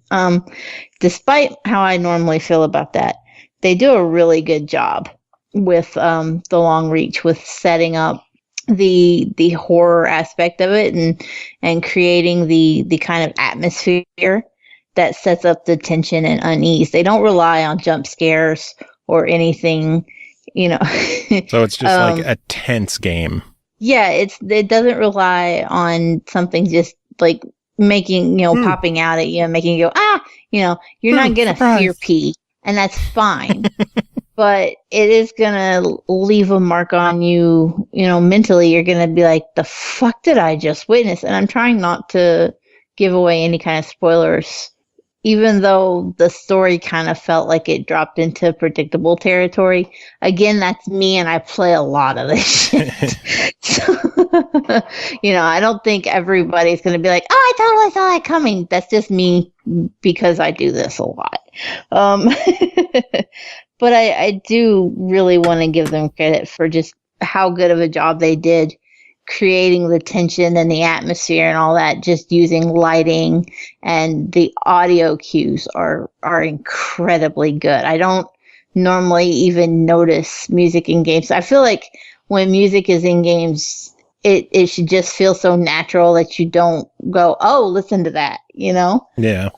But in this regard, I noticed it because it was adding so much character to just the moment where I was just like, man, I know shit's about to happen because I can hear it. And so I really want to give them extra credit for that. It was really well done as far as the audio and the ambience and everything being set up, the proper atmosphere. Gameplay wise, kind of reminded me a lot of Uncanny Valley. It's just very, walk around, interact with things, find what the key items you need to solve the puzzle and move on.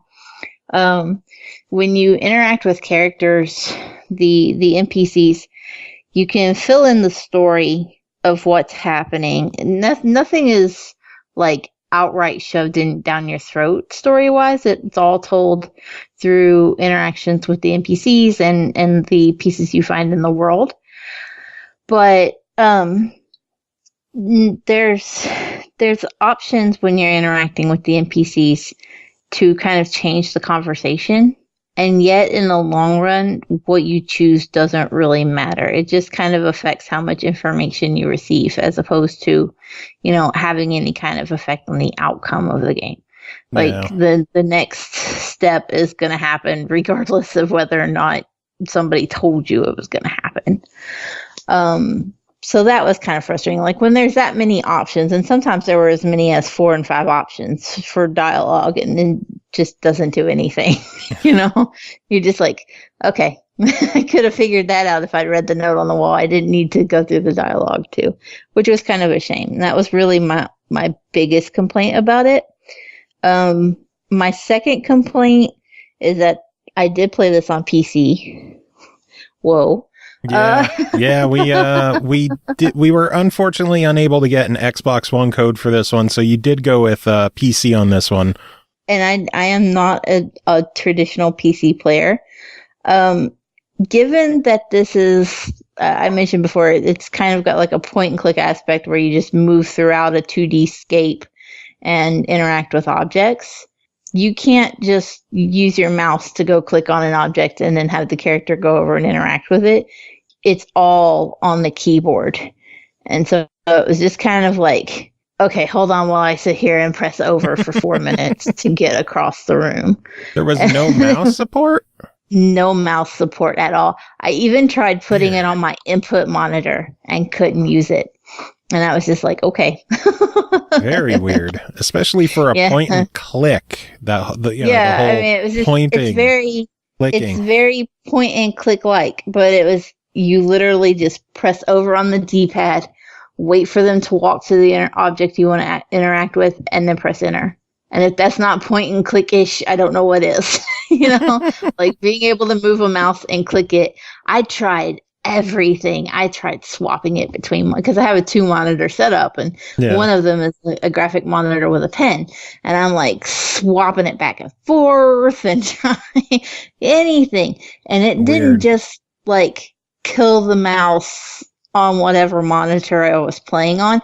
It killed it completely. I couldn't play the game on one monitor and move the mouse over on the other. Nope, nothing. Gone. It would not bring my mouse back until I either alt-tabbed out of the game or just closed it completely.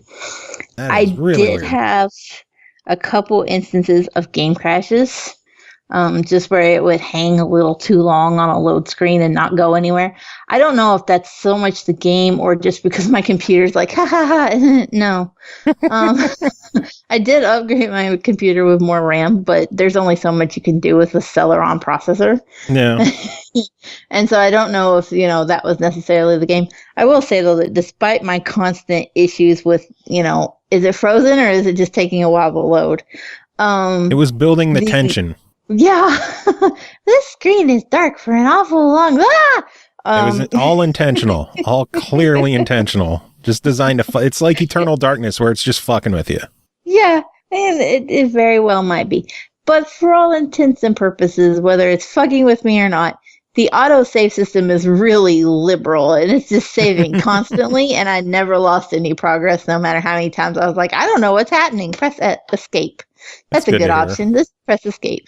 I would come back, and I'd be, at worst, I'd be like one scene over from where I originally was, so it's not even a huge ordeal. Nice. So overall, $15 on this one. What do you think of it? I give it a pretty solid try. The whole psychological horror thing is not for everybody.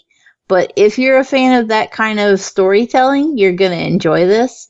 And like I said, they did a really good job. So it's certainly a recommended. Try it. Sounds good.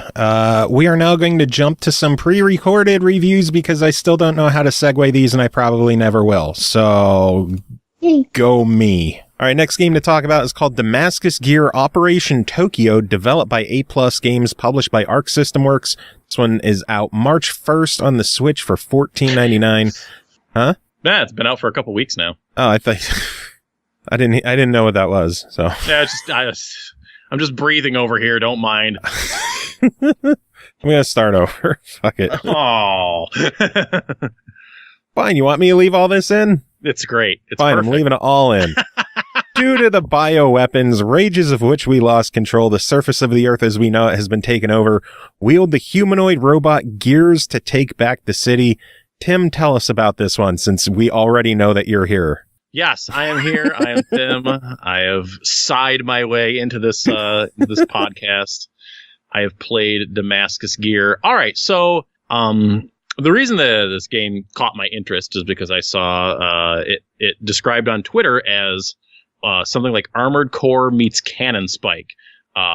Cannon Spike being like I don't know, that game is awesome. I don't know if people know that. That is a Dreamcast / Dreamcast game. It was only released in the US on Dreamcast, also known as Gunspike, which is just like this fun little arcadey overhead, like kind of action beat 'em up game, which features like a random assortment of Capcom characters in it, like Mega Man and BB Hood and Arthur. Cammy is in it. There's like a couple original characters, but and Charlie. That's right, Charlie's in there. Nice. So there's guns, there's melee attacks, and it's just the I played it a lot when I on Dreamcast. I think it's a very fun game. So I was like, ooh, I've never played anything quite like that. And Armored Core, that was a cool game back in the day. That's a series that a lot of people would like to see revisited. And it's kind of like that in that you go into these levels, these little levels. You have kind of this overhead perspective. You got a couple attacks. You got like a super attack. You got a dash. As you're going through levels, you pick up loot. There's loot drops. You pick up the loot, which can, and then you take that loot and you can use it to customize your mech there with like your shoulders, your armor, your legs, your 2 different weapons. You hold one in each hand, so you could have 2 guns, 2 melee weapons. I was very melee heavy for the most part because those did the most damage. And those parts are generally reflected on the mech itself, which is always, a good thing when you're picking up loot. You want to make your mech look different. You can customize kind of the color of each piece and how it looks. And yeah, you have like a pretty expansive mission list with ever increasing difficulties. So, these nice little kind of bite-sized missions. I think most of them operate under a time limit of like 10, 15 minutes or so, though I never really got that far up into it. But yeah, it seems like Is that because you're just that good? I guess so. I just managed to, I was never really threatened by the timer. So whatever. The problem is that everything is kind of not great. Interesting. This did not go the direction I was expecting it to. Yeah, no, me either, man. Let me tell you what. So let me tell you what. Let me tell you what. So the gameplay doesn't really feel that great. Feels very stiff. The enemies are really repetitive. The levels are infuriatingly repetitive in that they will most through like the first 2 at least swaths of missions. So this is kind of taking place in Tokyo, apparently, in some far-flung future. So it's like, oh, here's, I'm going through Akihabara. I'm going through Shibuya. And so, like, I'll do a few missions in a row in Shibuya. And I'm like, every time I dropped in, I kept being like, man, this map feels familiar. Oh, that's why it's familiar. It's the same map. And then Akihabara, same thing. Same map. And the map doesn't look good. And they both kind of use the same tile set.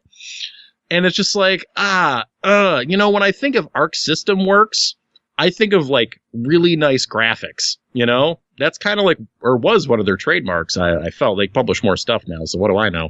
No, I guess that's one of the downfalls of branching out and publishing other companies' games is... Yeah, muddies your waters.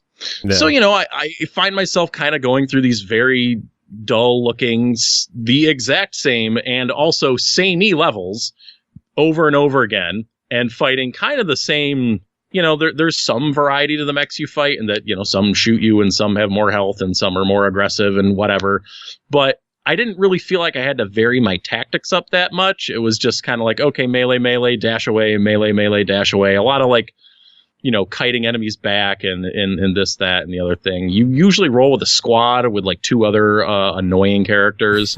There's a story to this game, which is very, for something that that's on me for hoping it would be a little bit more arcadey and, short sitting oriented. Just like there's just verbal diarrhea of story ahead of each mission. To her credit, there's like your woman back at base is just horrifically pessimistic about the future of the world. Just like, we're running out of humans anyway. What's the worst that could happen? Humans are this hot commodity, so we put them in these mechs. We're just trying to drag ourselves along. Yet also we stage mech robot battles to keep people entertained. Okay, whatever. There's a lot of story. It's bad. I just wrote down story is bad in my notes. But yeah, it's just not the thing. It's, you'd think it's like a good concept. Like, it seems like you could be really good and addictive. It's just not, in the end, it's just not very fun. Man, that is a bummer to hear because it looked awesome. Yeah, I don't know if it looks awesome in practice, but... I mean, like, everything I saw about the game, just, mechs and hack and slash, action RPG with loot, I'm like, wow, this sounds really fucking cool. Yeah, but it's just one of those things that just doesn't feel very good to play. It's nothing to look at. Just like if the mech control was like a little smoother, a bit more responsive, It's like when you dash, like I wish there was a bit more like you just dash straight ahead. You don't like make these nice, like elegant, like you can't like kind of glide around a little bit. That might make it a little more fun. It's just very straight this way, straight that way. And just like, come on, man. Bah. Well, I kind of know where this is going, but for $15, what is your verdict? Hey, maybe don't buy it. Maybe pass on this one. You could use our deny it. We don't get to use that too often. Deny it. I deny it. It is denied. I have a feeling that won't be the only one this episode, but the other game you're here to talk about is called Feudal Alloy, developed and published by Adu Games, releasing Q3 2018 on Xbox One, Switch, Steam, and PS4. Feudal Alloy is a Metroidvania action RPG with medieval robots controlled by fish. Discover a huge medieval world, improve your fighting techniques and skills by fighting all kinds of mechanical beings and talking to other robots in animated dialogues. Tim, tell us about this one. All right. So yeah, this was a super early alpha build that we were provided with to take a look at for this episode. So, yes, this very is much making clear this is a preview. Yeah, this is very early, and they made it clear, they sent over their kind of notes with it. And when you start up the game, actually, it was very direct with me, like, yo, there's not a lot of enemies or level or leveling up. The skill tree is not really there yet. Like, nothing is there. We are months away from releasing. Months away. It's an alpha, not a beta. It is an alpha, which is still very, very, very rough. Like a real alpha, not one of those internet closed alphas that's really like a month from release, and they're like, this is totally an alpha. Hell is going on upstairs? Sorry. My child was really riled up tonight, and then I remembered I had to do this, and I was like, okay, my wife can survive for 15 minutes. Anyway, so Feudal Alloy. Sorry. So yeah, this is it's going to be it's a Metroidvania game. So you have it's 2D, so you kind of have it's like that. You have this openish 2D world to kind of explore that goes up and down with secret passageways and loops back around in on itself. It's that sort of thing. We've all been there. It's a popular thing for indie games to revisit the past few years because the people that grew up playing Metroid or Super Metroid and like Symphony of the Night now have the power to make their own video games. And there was a real dearth of them for a long time, and now there certainly isn't. So the market's getting crowded. Anyways, what I will say about this game in its current state, and like I said, I could see the skill tree menu, but you can only unlock like a skill in this alpha. There's, a few extra mechanics that are just kind of shown off a little bit, like one where you kind of change your aura, which is just like gives you a different color. So like, oh, this enemy is red, I need to hit it with red in order to do damage, that sort of thing. Again, seemed very early, very rough. But, bottom line, like the art looks really good. I love the visual style of this game. Yeah, the art looks really nice. I mean, it's goofy with you consider that a fish is piloting every enemy. It's very funny in that way. But it also plays really nice right now for being so early on. And I think that's the important stuff. That's what they're trying to nail in this demo is like the jumping feels good. The slashing feels good. The platforming feels good. So, it seems pretty solid right now. They have good base. Yeah, it's got a solid base. They had some mechanic in there for like your mech overheating, which didn't come too much. I mean, like they had like there's an item for dealing with that. I'm not sure how much you really want to. That was the one thing I was like, I don't know if you want to do that, friends, with the overheat mechanic. It just seems better just to not worry about that, especially if you have the overheat mechanic and you're swapping between colors and whatever else. So, but this is, I think it's something to keep an eye on. Hopefully we'll get like a review code when the game actually comes out and we can see how it is matured. But yeah, looks good, plays well. It's neat. So far, so good. It sounds like the only question mark right now is the two question marks. One, whether or not that overheat mechanic is going to be a pain in the ass or not. And the other is, will it have the substance to back up the style that it's showing off right now? Will it extrapolate out? Because again, it was one area, not a ton of enemies, and the skill tree was locked, and that, they're upfront about all that, so it's not surprising. So yeah, I look forward to seeing that stuff built out and seeing how it all comes together. Sounds good. I am paying attention to that one as well, since it's coming to everything. Yay! Oh, Tim, always good having you on. I will let you get back to your child. And, sounds like there's chaos upstairs. Any final words? No, sir. No puns this week. You live. All right, next up, we have 2 arcade games to talk about from Hamster, and joining us, Chris Taylor. Chris, how are you doing? Doing great. I like how I'm the only one here, and I still say us and we. That's true. Well, you're saying you're including me in that now, so that's at least me and a cat. True, and then I have my cats here. So yes, you're joining us. How are you doing, Chris? We're joining y'all. I'm doing great, and Wilfred is asleep. Kitties. He twitched a little when I said his name. Nice. Now my cat Coltrane's coming over to jump on my leg. Anyway, 2 arcade games. The first one that you're going to talk about is called Star Force, developed and published by Hamster. This one was out March 1st on the Switch for $7.99. This is a pure shooting game masterpiece. Aim for the highest score. Star Force is a shooting game released in 1984 by Tekkon, now Koei Tecmo Games. It was very popular due to its variety of hidden bonuses as well as the competitiveness for achieving high scores. Chris, tell me about this one. Okay, Star Shooter. This is basically an old school vertical shooter of the highest order. This game's actually kind of legendary if you're into the genre. As a little bit of a side story, I just wanted to say that this is a game that was more or less responsible for propelling the career of a certain video game master in Japan called Master Takahashi, who eventually worked for Hudson Soft, and they worked to convert the original game Monster Boy into Adventure Island. So you could say that Star Force created a star. It did. And then that star is the star of Adventure Island, 2 seemingly unconnected games. But yeah, and the thing about Star Force is that it has a bit of a limited auto fire, but I think the NES version, which is the one he made famous, did not. And so he mastered pushing the button so fast that I think he had like the record for a while, and it was 16 button pushes a second. Oh God. Yeah, so that's Master Takahashi. And yeah, so for this game, it's got that pedigree, that legendariness about it, and this is a perfect recreation of the arcade version, of which we've only ever seen I don't think we've ever seen it in the US as a perfect arcade conversion.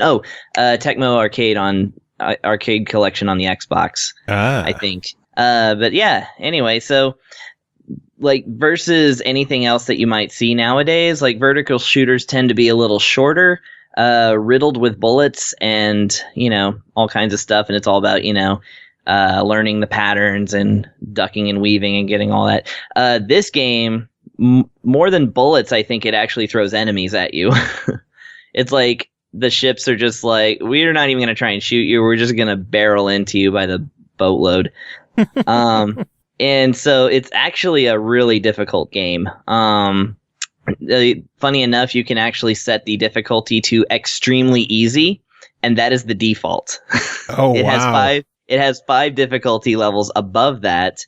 You can only raise the stock up to 5, and even in no matter how many continues or how many quarters you pump into this one, you will start at the very beginning of the game if you get a game over. Oh man. Yeah, and there's 25 levels. So no one's beaten this game, huh?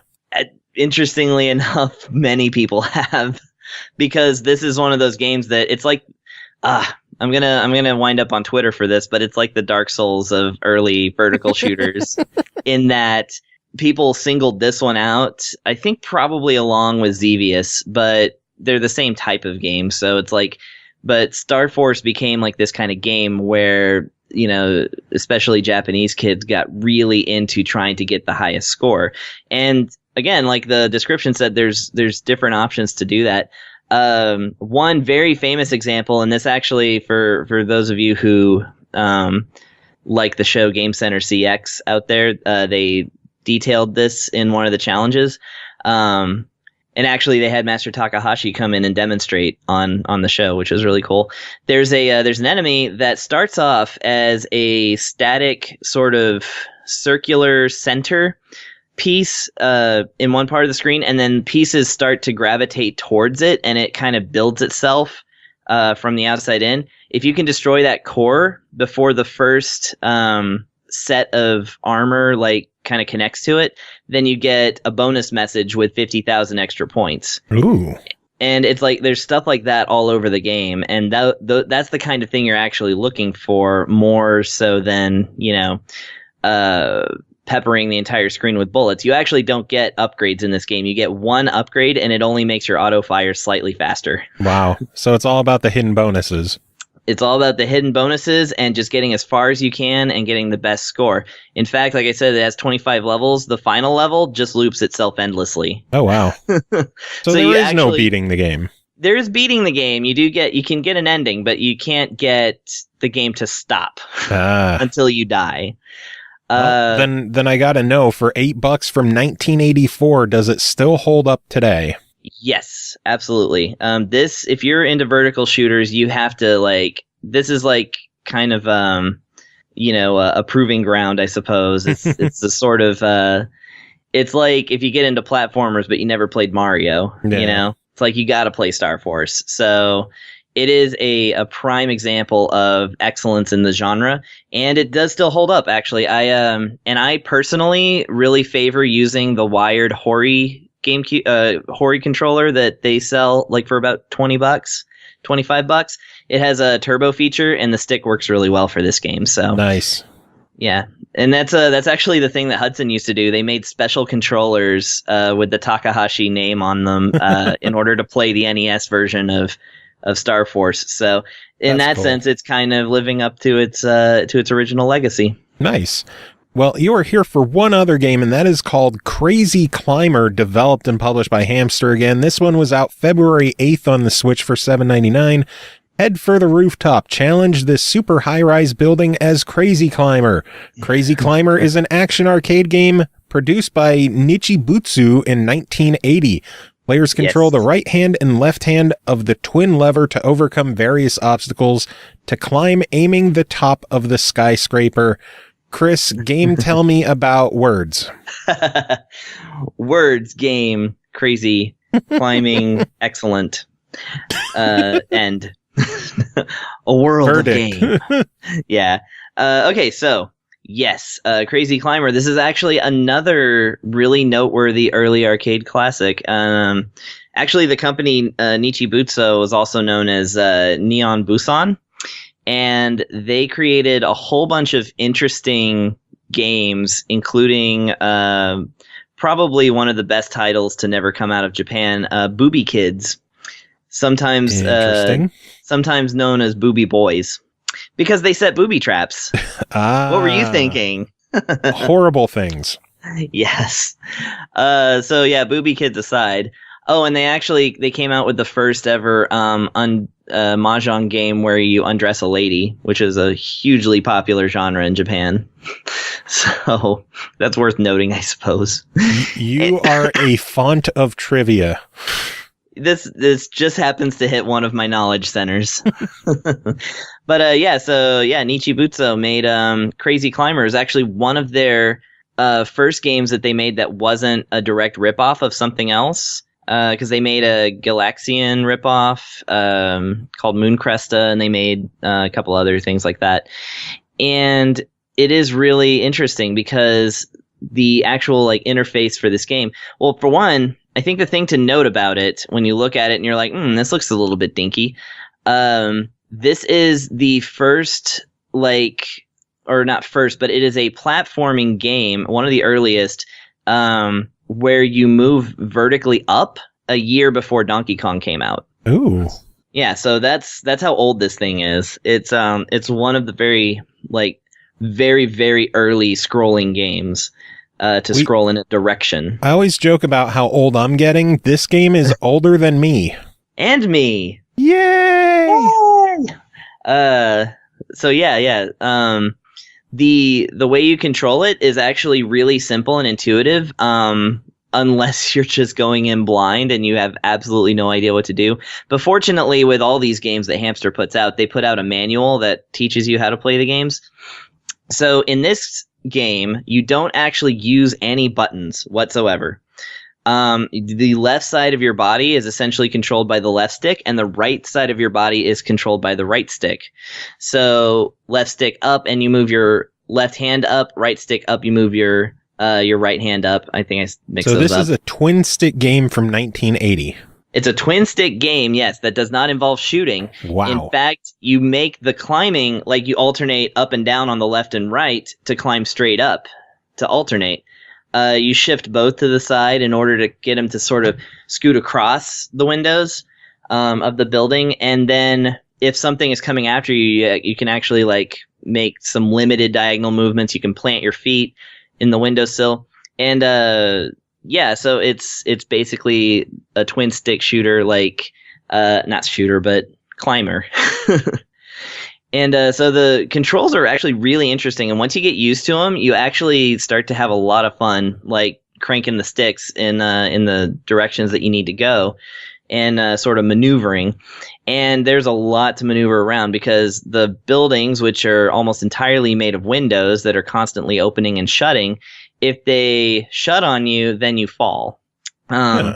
There are birds that pass by that try to lay eggs on top of your head and also take a shit on your head. That's how I had it described. It doesn't quite look like that, but I guess that's what happens. And you have old bald men that come out and drop things at you. There's actually King Kong. So this is actually a King Kong that predates Donkey Kong. Nice. Which is pretty interesting. And yeah, the goal is to get to the top of the first building, and once you do, you just move on to the second building for a total of 4 buildings. And it seems like really simple, and it actually, because the graphics are, you know, this super old and, you know, not a whole lot of money went into it or anything, it doesn't look the best, but don't be deceived because it's actually really fun. Cool. So $8 from 1980, your verdict. I say go ahead and get it. It's a good piece of history. And until they have Booby Kids available, then I think it's going to be the best thing we're going to see from Nichibutsu. You want to know how good of a salesman you are? How? I literally just bought the game from my browser. Success! Yes. So after hearing what kind of a game it is and the fact that it's like a twin stick from 1980, I had to jump on it. Yeah, no, it's really fun. Like, you really get into it, and nothing in it feels unfair. It always feels like if you lost, that you just need to do better next time. Oh, and also both games are actually 2-player, but alternating. So you can get a second person in on that as long as they have something with 2 sticks on it. Nice. Well, Chris, it is always good having you on, dropping your hot knowledge on my face. Do you have like so many? Yeah. Any final thoughts to wrap it up? I think that was actually a good one. Hot knowledge on your face. All right, and we're back to us. Yay! Hurrah! Yay! I'm still here. Yay. Next game to talk about is called Where Are My Friends, developed by Beard Games Studio, published by Sometimes You. This one is coming out March 21st on Xbox One and PS4 for $5.99. Hardcore experimental game. All levels represent different game genres, side by side with a cute protagonist.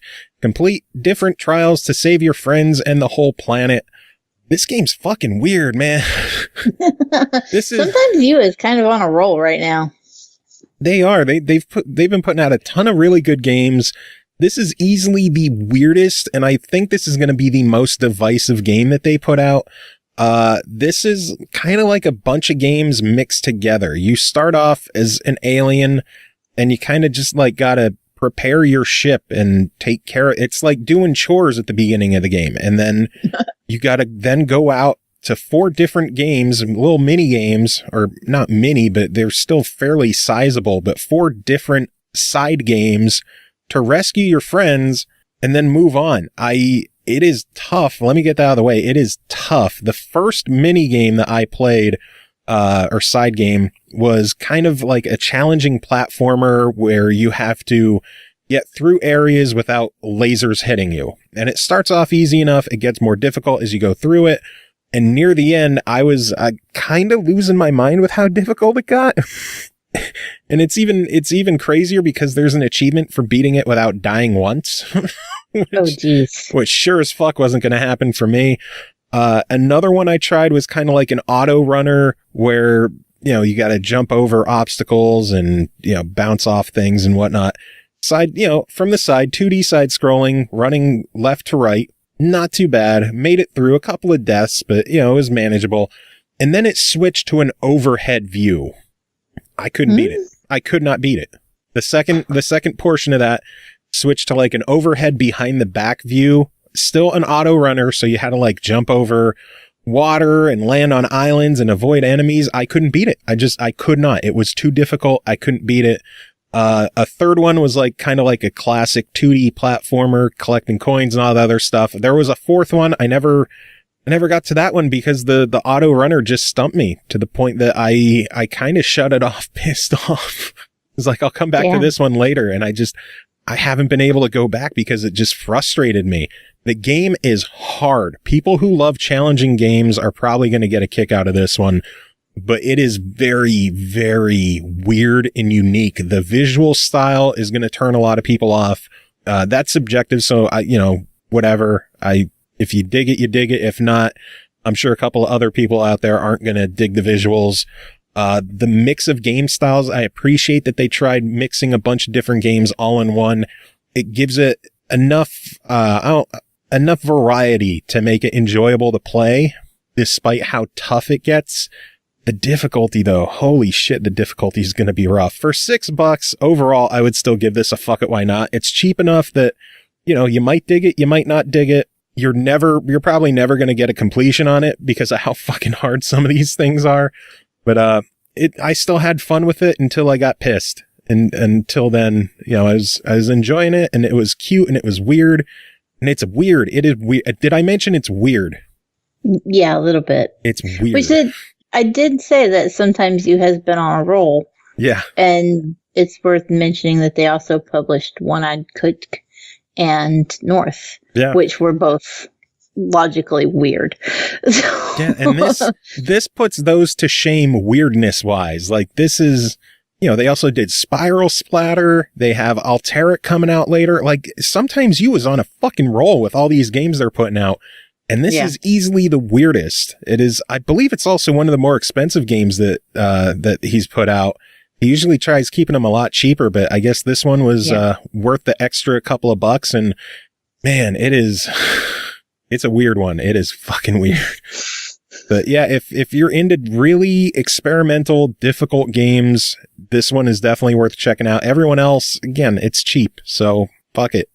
Support someone who likes releasing cheap games. Support that.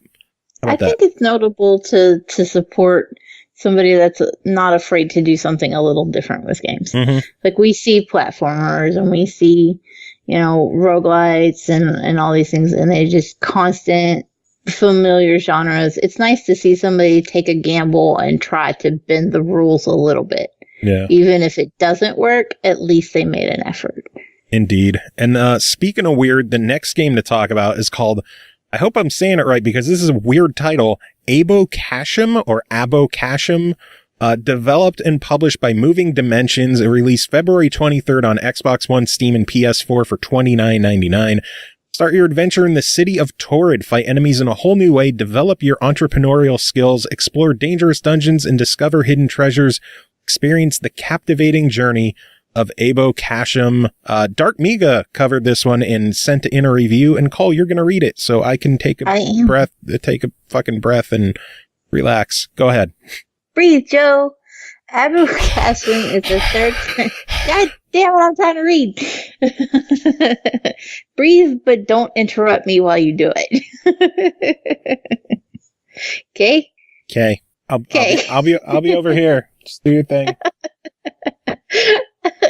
Sorry. Abochasham. I'm on my phone. Leave me alone. Just read. Waiting. Still waiting. Are you okay? Did I break you? I think I broke Cole. Fuck yeah. I broke her. I'm proud of this one. Abochasham is a third-person action RPG with both platformer and business management mechanics. You play as Abo. You wake up at a gas station with no memory of anything. Your new quest and purpose in life is to figure out who the hell you are and what the fuck is going on. Cole, are you able to continue from here? Because I'm just reading off my phone. I can continue. Okay, it's all you. Go. First and foremost, the tutorials in the game are hit and miss. Some are good, others give you the most basic explanation ever and expect you to just figure things out from that. The problem with that approach is the things you need explanations on is when it decides to flake out on you. For instance, the business management part. It tells you to open that tab and buy something with no mention of how to work anything. However, the game will go into painstaking detail on how to put points into your stats when you level up, the most basic thing in RPGs. It's fucking infuriating. The combat is really nice, though, so there's that. You start off with very basic moves, but as you use them, you unlock more. The moves you unlock are exactly that singular moves. You don't just use them as is. Instead, you create a combo using the moves you've unlocked. I haven't seen this mechanic in a game in a long time, and I personally really like it. There's a large selection of them, even each type of weapon even has its own set of moves for which kind of weapon you're carrying. It's nice, it's simple, you don't have to learn 50 billion fucking button pushes to get your combos out. Instead, you just put the moves into the combo line and tap A over and over until the combo has killed the enemy at the end. Nice. Joel hates this game. Oh, God. The enemies you fight, they're cats, and they will fuck your shit up. Of course they're gonna fuck your shit up. They're cats. That's how cats function. Claw your goddamn face off. There's 2 worlds in this game. The standard world where you're in somewhere Middle Eastern area, I would guess from NPC clothing choices, and the amazing amount of sand everywhere. This land is dull looking because of that. You fight cats here, they all have cardboard boxes on their heads. There's reasons for that, but that's story related and I won't tell you. I mean, they're cats. Cats basically cardboard boxes are their life. I mean, that's what they do.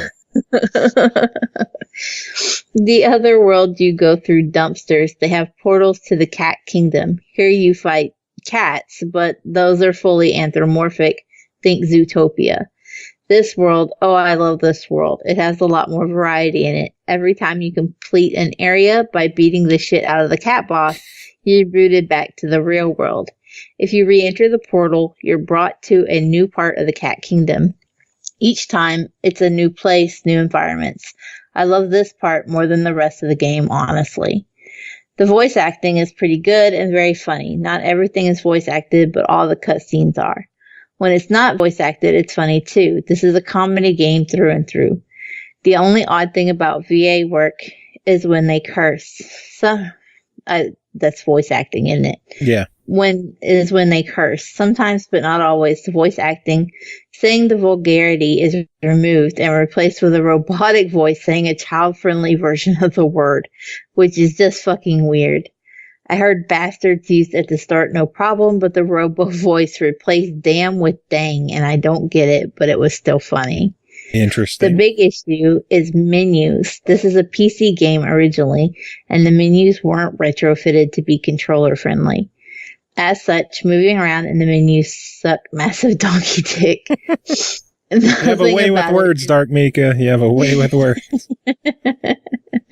Nothing about it is good or fun. The menus were made to be interacted with via a mouse. Everything else is just clunky and doesn't work very well. It shows on the console that this is a PC game. Oh yeah, it shows. The menus are necessary to the game. The business management is in there and it's made for mouse work too. This isn't just on menus are needed. No, they are integral to play this game. For $30, I love the game. It's funny, fun, and really good. However, I don't suggest this on console. It's a nightmare to go through the menus, and that ruins the game. On PC, totally get this game, and this is for everyone. This can be played on Windows XP. If you have a PC from the past decade, you can play this thing. PC, totally buy immediately. Console, I hate to say it, but don't buy it. Get it on PC instead. I'm kind of bummed because I was really, really looking forward to hearing about that one, but to hear that the menus just kind of ruin it, part of me wonders if it has mouse and keyboard support. You know, I've noticed that some particularly sim and management type games lately should have fairly functional controls, and yet they're a total pain in the ass. And I wonder if this isn't because more widespread mouse and keyboard support are coming. Maybe. And they're just waiting for it. You know, like the Sims 4's menus are just ass everywhere. No. I will say Train Sim really hard too. Train Sim actually had, I know it has keyboard support. I'm not sure if it had mouse. It didn't work with the touchpad on my wireless keyboard, but you know, when I was messaging my friend, I exited out and I bumped the button on the keyboard and the horn went off. And I started messing around, and a bunch of, you know, the keyboard works for the game. So. Yeah, I really need to get like a spare keyboard to hook up to the Xbox just to see how many games actually like function with a keyboard. I think it's far more than we realize, honestly. Yeah.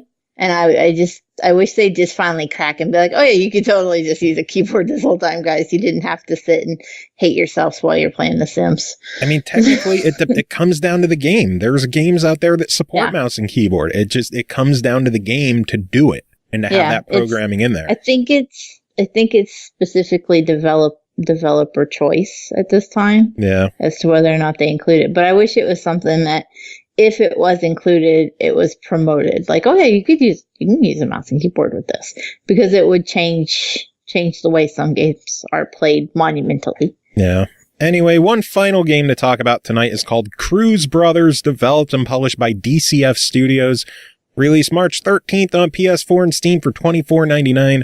After the murder of his best fighter by the hands of Trey Sorrow, leader of the Sons of Subversion, Coach Marcus Luz becomes discredited in life and in the fighting world. His flame turns back to shine after accidentally meeting the Cruz brothers, Felipe and Igor. It's all about the good old revenge. First off, Felipe and Igor, those don't sound like brothers' names. Maybe mom was drunk. Igor Cruz. Maybe that's a common name in, I don't know, whatever. I'm going to Google it. Anyway, this is a one-on-one fighting game. It's hard for me to do reviews like this. Is not a very good game. Let's start with the good. There's a large cast of characters in the game. There's some really, really cool comic book style cutscenes in between. It has a campaign, a fairly beefy campaign, a lot of, side fights that you could do and extra missions that you could do in it. It feels like a story in a fighting game, not like, oh, we're all going to fight and then there's going to be us talking to each other, and be like, it has an actual narrative to it. Now, some of the bad, it's not written very well. The first time that I saw a cutscene and the one character just went, "Nice ass, bitch." Oh no. And it was a biker who slapped a girl on the ass, and then he got his ass kicked because he's the bad guy. Yeah. But just like the delivery of it, the writing, it's not very well done. It feels like this was something that some high school kids wrote and thought that this was going to be huge on Reddit or something. It feels very, very immature, but not in a South Park way, just in a, like you're trying to, it's a Carnage with puns. He's trying too hard. It feels like they're just trying too hard sometimes with this one. Visually, I don't like harping on visuals in games because the style is all subjective. And this is a weird looking game. All of the fighters have like a papercraft style look to them where like all the limbs move independently. It's just really weird how the characters move and how they look in this game. Again, I don't like judging on the style of a game because of how subjective it is, but it's a weird one to look at. Some of the drawings and the comic book style story sequences are not very good. It's just like, I hate doing these kind of reviews. I really do, because I know that a team of people busted their ass making this game, and there's good to it. There are some good parts to it, but it's being overshadowed by everything for the most part. Yeah. And I hate doing these kind of reviews, but I have to be honest with the game. And there's just a lot wrong with it. Even the fighting is it felt at the same time too button mashy and also completely unfair with a lot of fights where you would mash the button and the opponent would just punch through all of your attacks. You could stand there and block, and they would punch through your block and hit you. You would do a special attack, they would hit you and interrupt it. They do a special attack, you go to hit them, you go to block it, you go to dodge, you do anything, it hits you. Always. I think I blocked one special attack in my time playing. There are a lot of fighters in the game, but a lot of them just feel kind of the same. The move list is each character has a couple of combos. Everyone has a down, forward, and 3 different buttons attacks. No complex button moves to learn, so I guess that's a positive. Pretty much anyone could go in and start doing attacks, quote attacks. It's just, there's a lot of bad in this game, and I'm never happy to do this, but for $25, this is a deny it in every way. If it was a $10 game, there might be something in there that is worth checking out. The curious might find something really cool in there. There are some high points in there. It has a sizable roster. The fact that they tried with a campaign, like an actual story to it, it's just like, even the voice acting, I could deal with bad voice acting because we get that in a lot of games. But everything in this sounded like it was just guys yelling into a USB microphone without a pop filter. There was a lot of clipping, a lot of distortion. The music sounds like something you would do on a MIDI keyboard. It's just, deny it. I can't, I'm sorry. I apologize to the people who created this. I know that it takes a lot of work to create a game. Don't give up. Just work. Do some more testing, get more people to get in there and try the game. Look for people who are going to give you honest, direct, harsh feedback if they have to, because whoever tested this and said everything is A-okay, it's not a good game, especially for $25. So I'm sorry, but deny it. I have to tell you though, I did a little Googling while you were talking. Yeah. I found an Igor Cruz. Oh, wow. Okay. So I guess. And he's a director. Interesting. So Igor Cruz is a name. That's all on me then for thinking that Felipe and Igor would not have. Well, likewise, I found a Felipe Cruz too. Oh, of course there's a Felipe Cruz. He's an MMA fighter in Brazil. That would be interesting if this story was based around those two people. An MMA fighter and a director. Well, a lot of the stories based around boxers and fighters and street boxing, so it's very possible, I guess. Fascinating. But what did you think of what you saw about it? Oh, you just looked up the name. You didn't look up the game. I did. Yeah, I didn't look up the game itself. Oh. I was taking your word for it. I understand how you feel like when you say, we don't like to hand out. I'm not Jim Sterling. I don't want to shit on anyone's dream on this show. But I have to be fair to our listeners. I don't want to say Cruz Brothers is an entertaining game that is worth checking out for $25 because I can't stand behind that. Yeah. Again, if it was $10, it might be a morbid curiosity thing, but $25, I can't. I think it's a thing to point out. We do realize that people mortgage their houses to make these games. These are dreams that they're carrying out, and that's not for nothing, but we all start somewhere. Yeah. And, not every game is going to be a hit right out of the gate. Sometimes you've got to make a few duds before you just find your footing and you have that hit. Yeah. So don't ever, don't give up, keep at it, and hopefully your next game will be better. Don't let, a review where we say this wasn't a good shot. Don't let that make you go, well, I suck at this. I'm not ever going to do it again. No. Because that's not the case. Everybody starts at the ground and you just have to work up. And whether, you get it right in 3 games or you get it right in 30 games, the point is you just keep going till you get it right. Yeah. As long as you're able to. I know we've talked to how many people on this show that go through their personal life savings and their game flops and their company closes. But then they'll find another studio to work with and keep going. Yeah. And I mean, there's been games we've loved that have flopped just as much as there are ones that, we say, rip hammy. Could have used a little, yeah, my feels are still hurt. Yeah. But it happens. It's a risk in this kind of industry when you put everything on the line for something like that. And so it's not something easy for us to just go, wow, that sucked. Because no, we are consciously aware as reviewers what goes into, making these games and, what's on the line. Yeah. Anyway, that is it for this episode. Thank you to everyone for dropping by. It has been a long one, a crazy one, and a fun one. VALA should be out by the time you hear this, so go pick that up. That's the kind of weird that I love on this show and everything else. Yeah, it's good stuff. Good stuff, bad stuff, everything stuff. I don't know. I don't know how to end shows. I'm fucking terrible at this still. I've been doing this 5 years and I always ask everyone else to do it, so I don't know how to do it on my own. I asked Carnage to give me an awful pun to end the show on a high note, and he's just like, how about you end the show on a heavier note instead? No. How very K4 of him. Yeah, seriously. So, final words, Carnage, fuck off. Fucking roasted. Boom, got him.